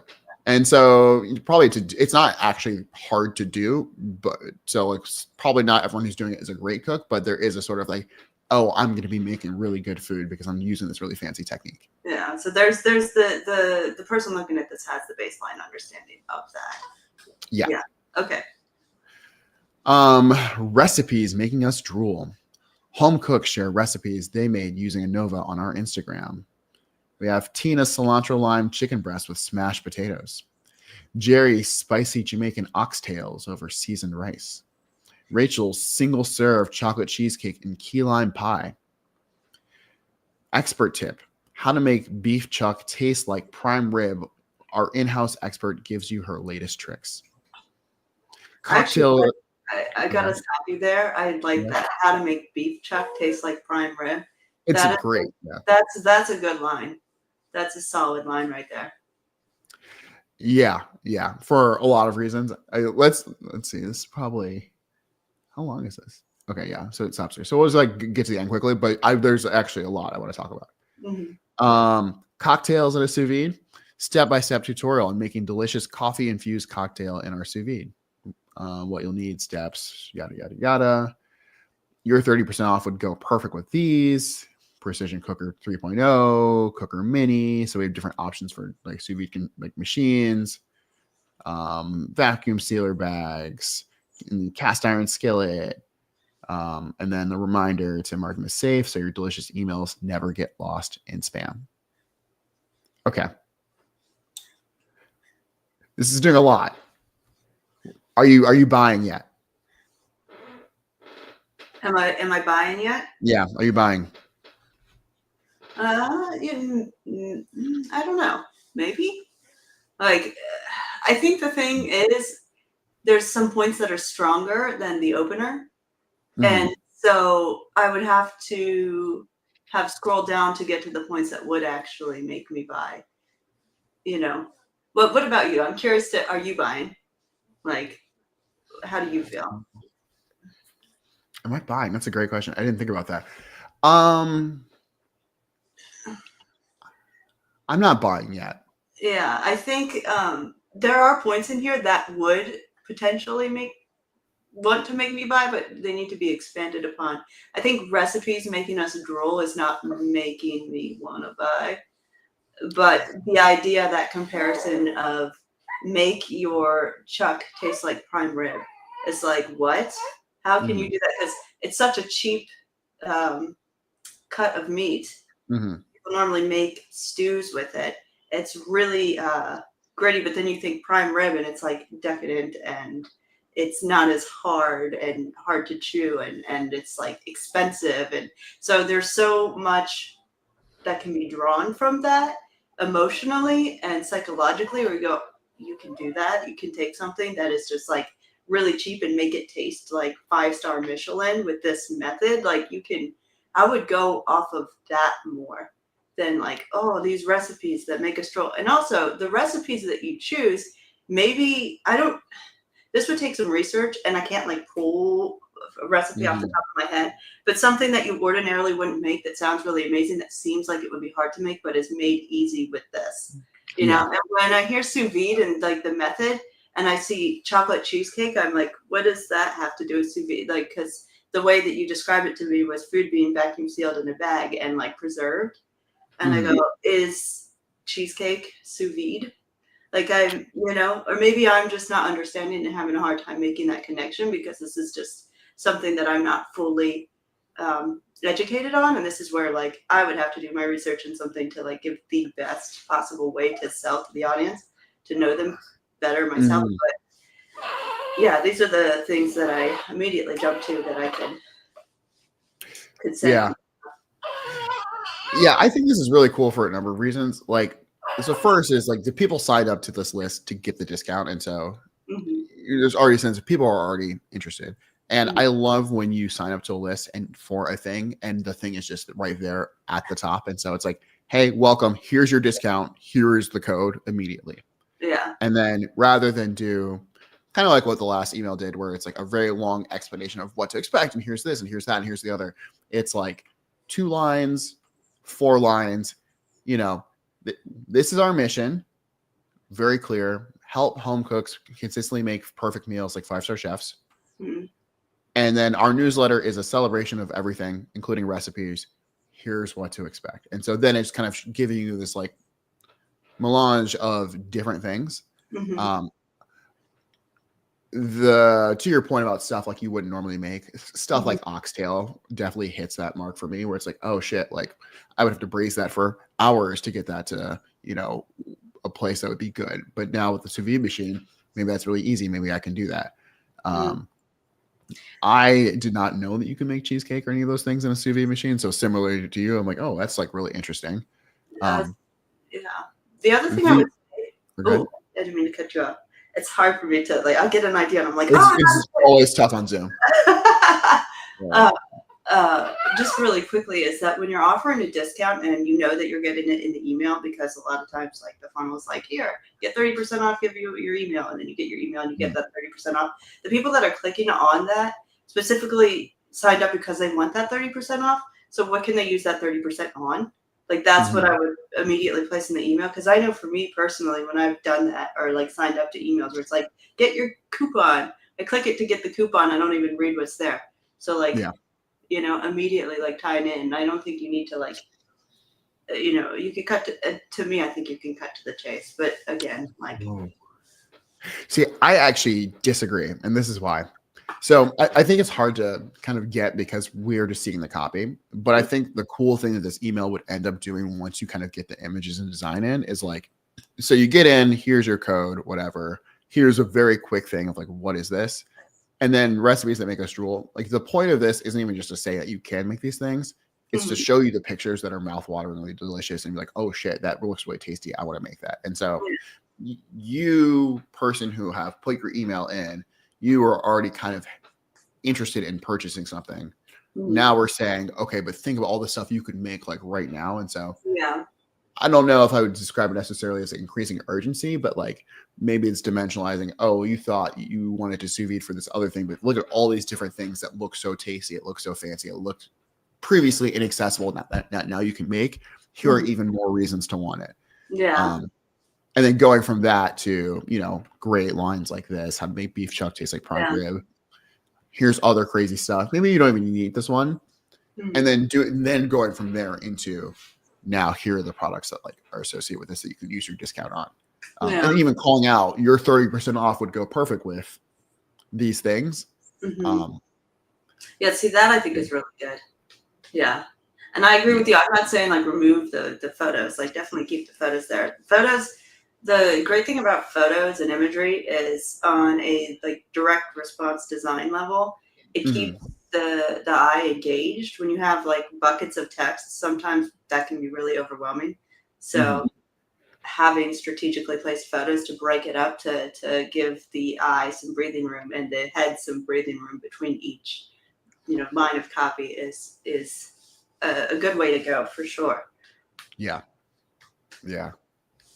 Okay, so that was number 1. Number 2, subject line: we're old, we're new, you're a Nova. Kind of unclear. Like I don't know what that means.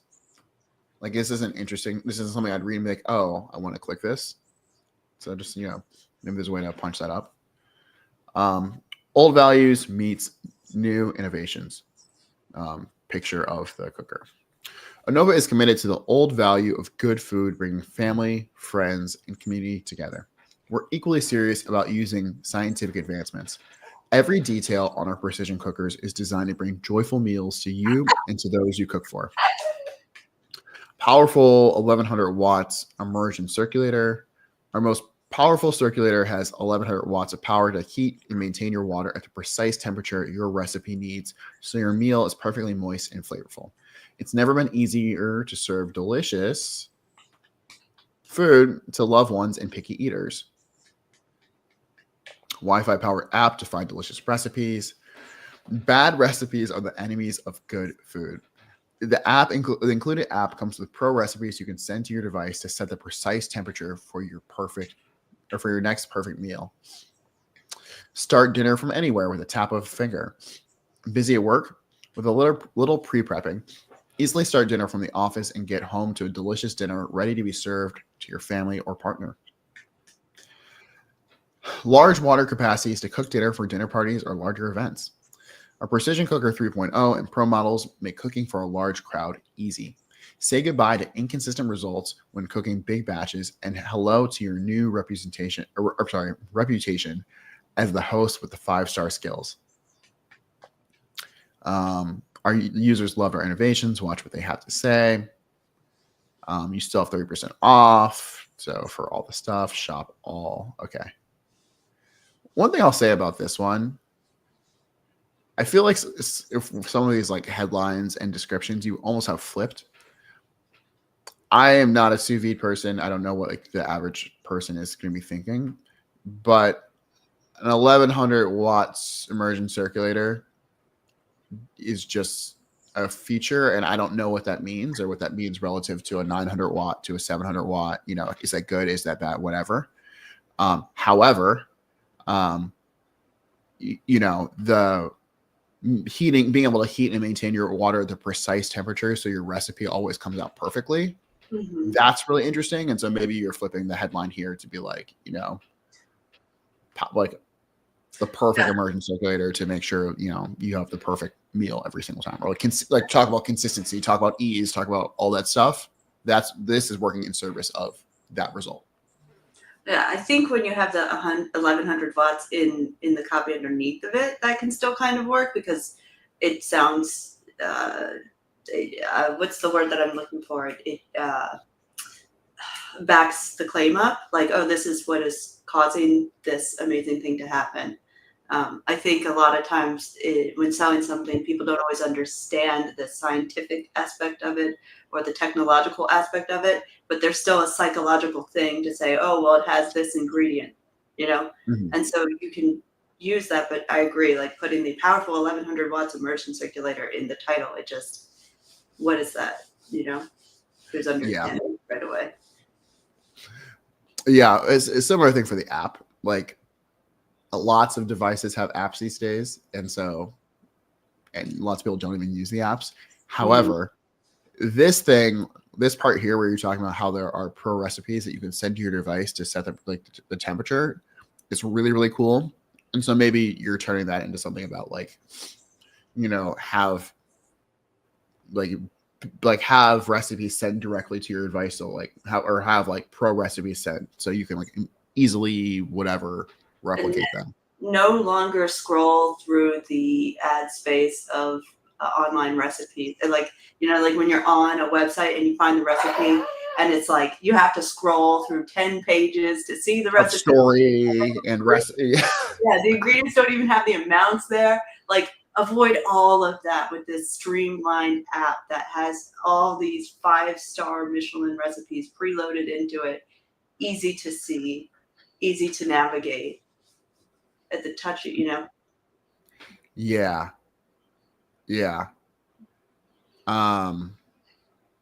And so I think for all of those, maybe just like take a look at your headlines and descriptions and just ask yourself, like, is this the most interesting version? If I'm a consumer, is this feature going to be something that's immediately appealing to me, or do I need to like lean into like that benefit or like the sort of the experience or like the appeal a little bit more in your headline? But overall, like, these are good, and I think you have all the right pieces there. It's just a matter of like taking a step back and saying like what's important. There was also going to be a design element here too, where you have like lots of headline copy, and just depending on how it gets mocked up, do you need all of them? Is it going to be too much copy period, and you need just like to pick your 3 to 4 strongest ones? Good questions to ask yourself as you continue to work on this. And then I'm just going to skip to number 5, the 5th email. So this are what's sweet but tasteless. This sweet deal, you still have 30% off. We're a bunch of food nerds, so of course our jokes are corny, but this deal isn't. Take 30% off your next precision cooker. You still have 24 hours to get your deal. You won't believe what your precision cooker can make. Watch what home cooks like you have made with a Nova. So we got turkey, we got some burgers, we got some yogurt, creme brulee, sure. Use your 30% off before it ends in 24 hours. I think this is fine. I think you could be a little bit more direct with the urgency here. Like, even like up here, you could say what's sweet, tasteless, and only not tasteless. What's sweet something and only lasts for 24 more hours, your discount is like the joke. Just speak to like, look, it's ending soon, but you could still take advantage of it. Excuse me. But yeah, I think otherwise this is fine. Depending on like what else you're hitting on in these other emails, like if there's like something that feels like a silver bullet from all your previous emails, like what's like the one strongest appeal you have to people. I really liked that idea of like helping home cooks cook like 5-star chefs. Like, that's sick, and so I would definitely lean into that. But of course, examples like the visual nature of these things and just how like tasty they look is always going to be strong too. And so like maybe I'd go with like 24 hours, being very blunt about that, and then something about upgrading your cooking, whatever, and then just more examples. Sure. Yeah, I like the you won't believe what this can make. I think it does kind of create a little bit of intrigue. You're like, really? Like, yeah. I think you could even do like have an email dedicated to that. I don't know which one that is or what that replaces, but like I know we were kind of reacting to like the pie one or like the cheesecake and stuff like that. And so maybe that's just like a topic for a whole thing. You're like, wait, this can make that? Like, that's really cool. Yeah. Okay. And so next one. So we got, okay, cool. So context, we got sample email. Men 2040 feeling burned out and drained, even though they're young and active. They want to become the best version of themselves, but suffer by being held back by chronic fatigue and low energy levels. The product is Shilajit, a natural supplement from the Himalayas that restores energy levels gradually by improving many deficient areas in the body at once. So testosterone, ATP production, mitochondria function, etc. So, okay, we're selling pills.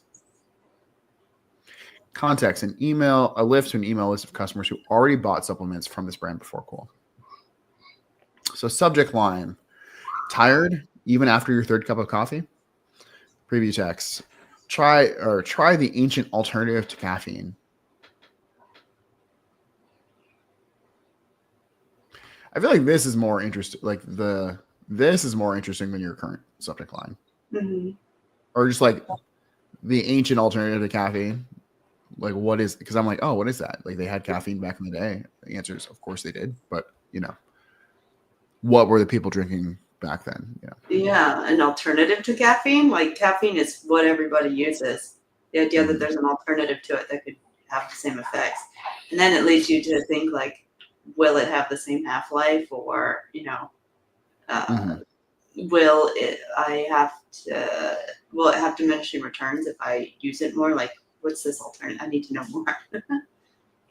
Yeah. And I think there's a lot of benefit to having the word ancient there too, just because like right now, culturally, there's this sort of meta in men's spaces of appealing to like almost like a primordial sense of like manhood and nature and whatever. And so by saying, oh, it's the ancient thing, it's not this modern caffeine chemical that's killing you.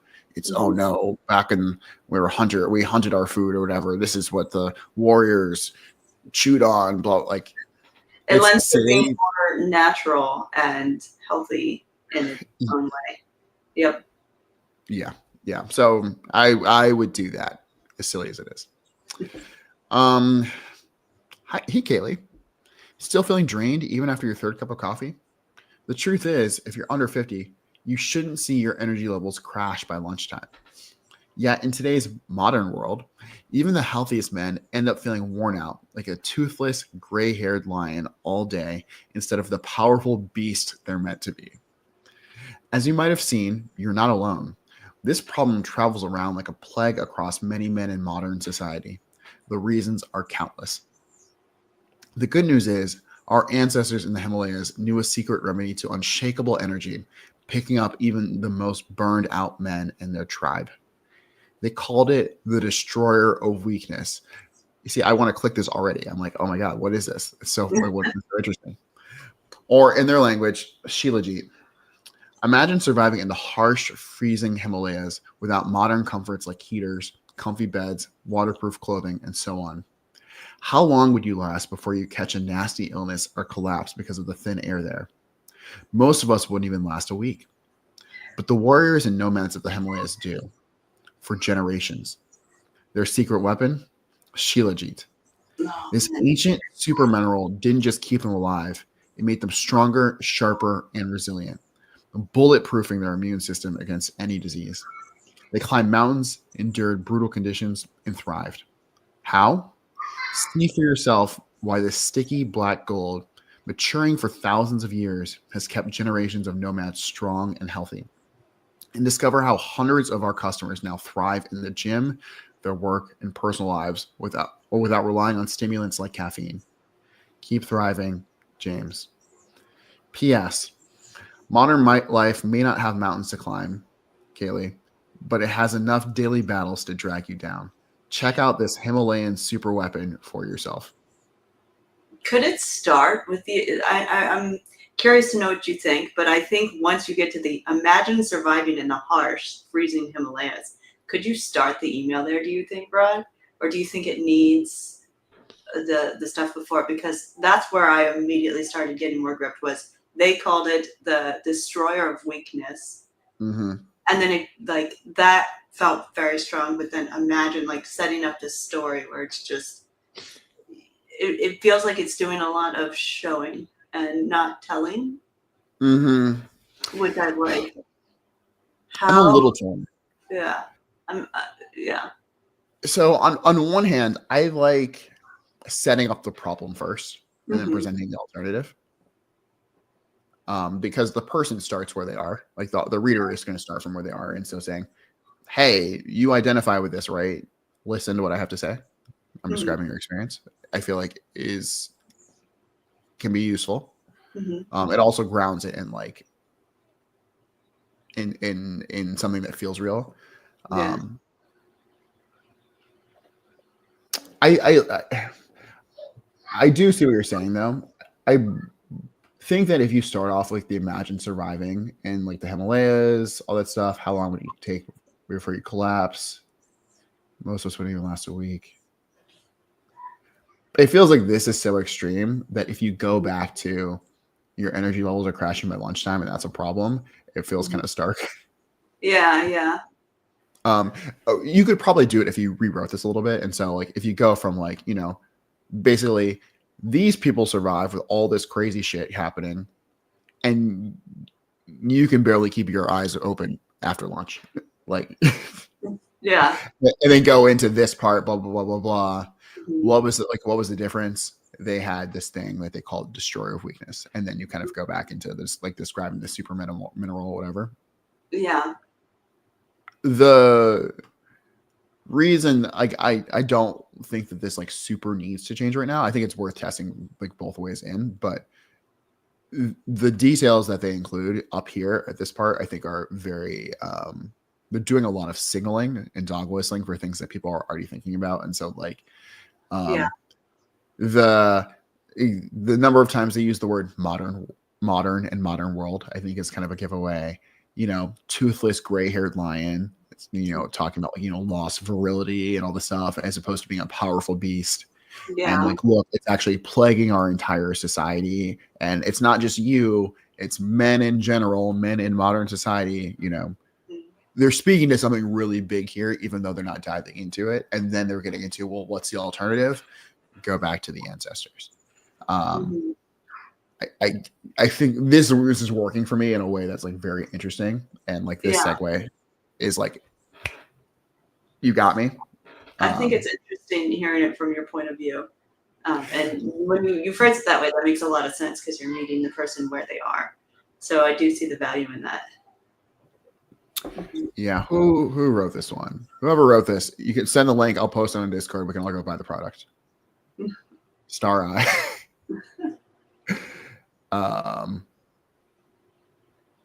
Okay. Yeah, this is a really good one. I actually don't really have any like other notes. I think this is like welcome poems. This is like an email that other people should study.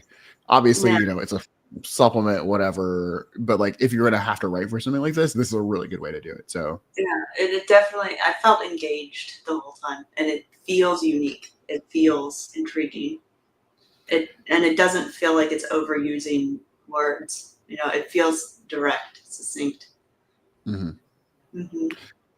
Yeah. Okay. Let's see. What else do we have? We got this. We have this. I think there's one more too.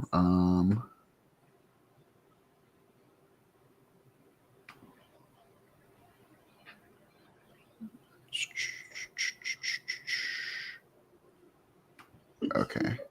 I actually need to take a break here for now. These last two ones, I will just leave comments on off stream. I need to go do something right now. So I think we're just going to call it there for today. Any last thoughts before we hop off, Kaylee? No, this was a lot of fun, and thanks for letting me hijack the stream for a little bit. It's My a pleasure. fun little experience. I'm glad I had useful things to say. If there's one lesson that people take away from the stream today, like I really hope it is that, like, talk to people who know things about the area that you're writing about, because, one, I think we probably underestimate or understate your knowledge when it comes to copywriting and marketing, just because of how much you've been around and how much you've worked with us. But also, like, you just know so much about the areas that people were writing for today, where it's like you are definitely an expert in these fields. And so it was great to have that perspective, because, like, even I was saying things and you're coming in, I'm like, no, Kaylee's definitely right about this. So, like, even when it comes to, like, when you're thinking about writing for a topic, don't just talk to people who are good at copywriting. Talk to people who know about the topic itself, because that authenticity, being able to speak to real problems, being able to call bullshit on angles that aren't real problems to people, is going to help make you not just like a stronger writer, but also like someone who can earn people's trust. And that's ultimately what we're trying to do. So thank you for that, Kaylee. I hope everyone learned that lesson. Oh, it was delightful. Oh, you're welcome. I see it. Thanks, Kaylee. Can't wait to see more dope thumbnails. I'm glad you like them. I'm glad that warms my heart. Mm-hmm. Yeah. Okay. Well, with that said, we're going to call it today. Thank you all. Thank you, everyone who joined us. Whether you're watching, whether you're submitting copy, it's always a pleasure to have you guys. And it's way more fun to do this when people are actually around and talking to us. So, like, we literally couldn't do this without you. If you would like for us to review your copy on the next Whetstone Wednesday or Friday or Saturday stream, you can do that by joining us at patreon.com/thecopythatshow. You sign up, you get a bunch of cool stuff. You get all of our backlog of content that's not on YouTube, so like private streams, unedited videos, like things like Alex's e-commerce adventure, which is like a 20-hour series on just how he was setting up an e-commerce store. There's so much stuff there. Please, avail yourself of that. It also gives you access to our private Discord servers where you can do things like submit copy for these streams and just chat and ask questions and stuff like that. There is our public Discord, which should be in the link or the description of this video. If you're watching on YouTube, please come and join. It's free. We have a wonderful community. We review each other's copy. It's just a good time. And yeah, don't feel pressure to buy or support anything if you don't have money, because if you don't have money, we don't want your money. And yeah, with that, we will catch you guys on the next one. Happy New Year. Happy Super Bowl. Go Eagles. All right. Happy New Year. Bye. Bye.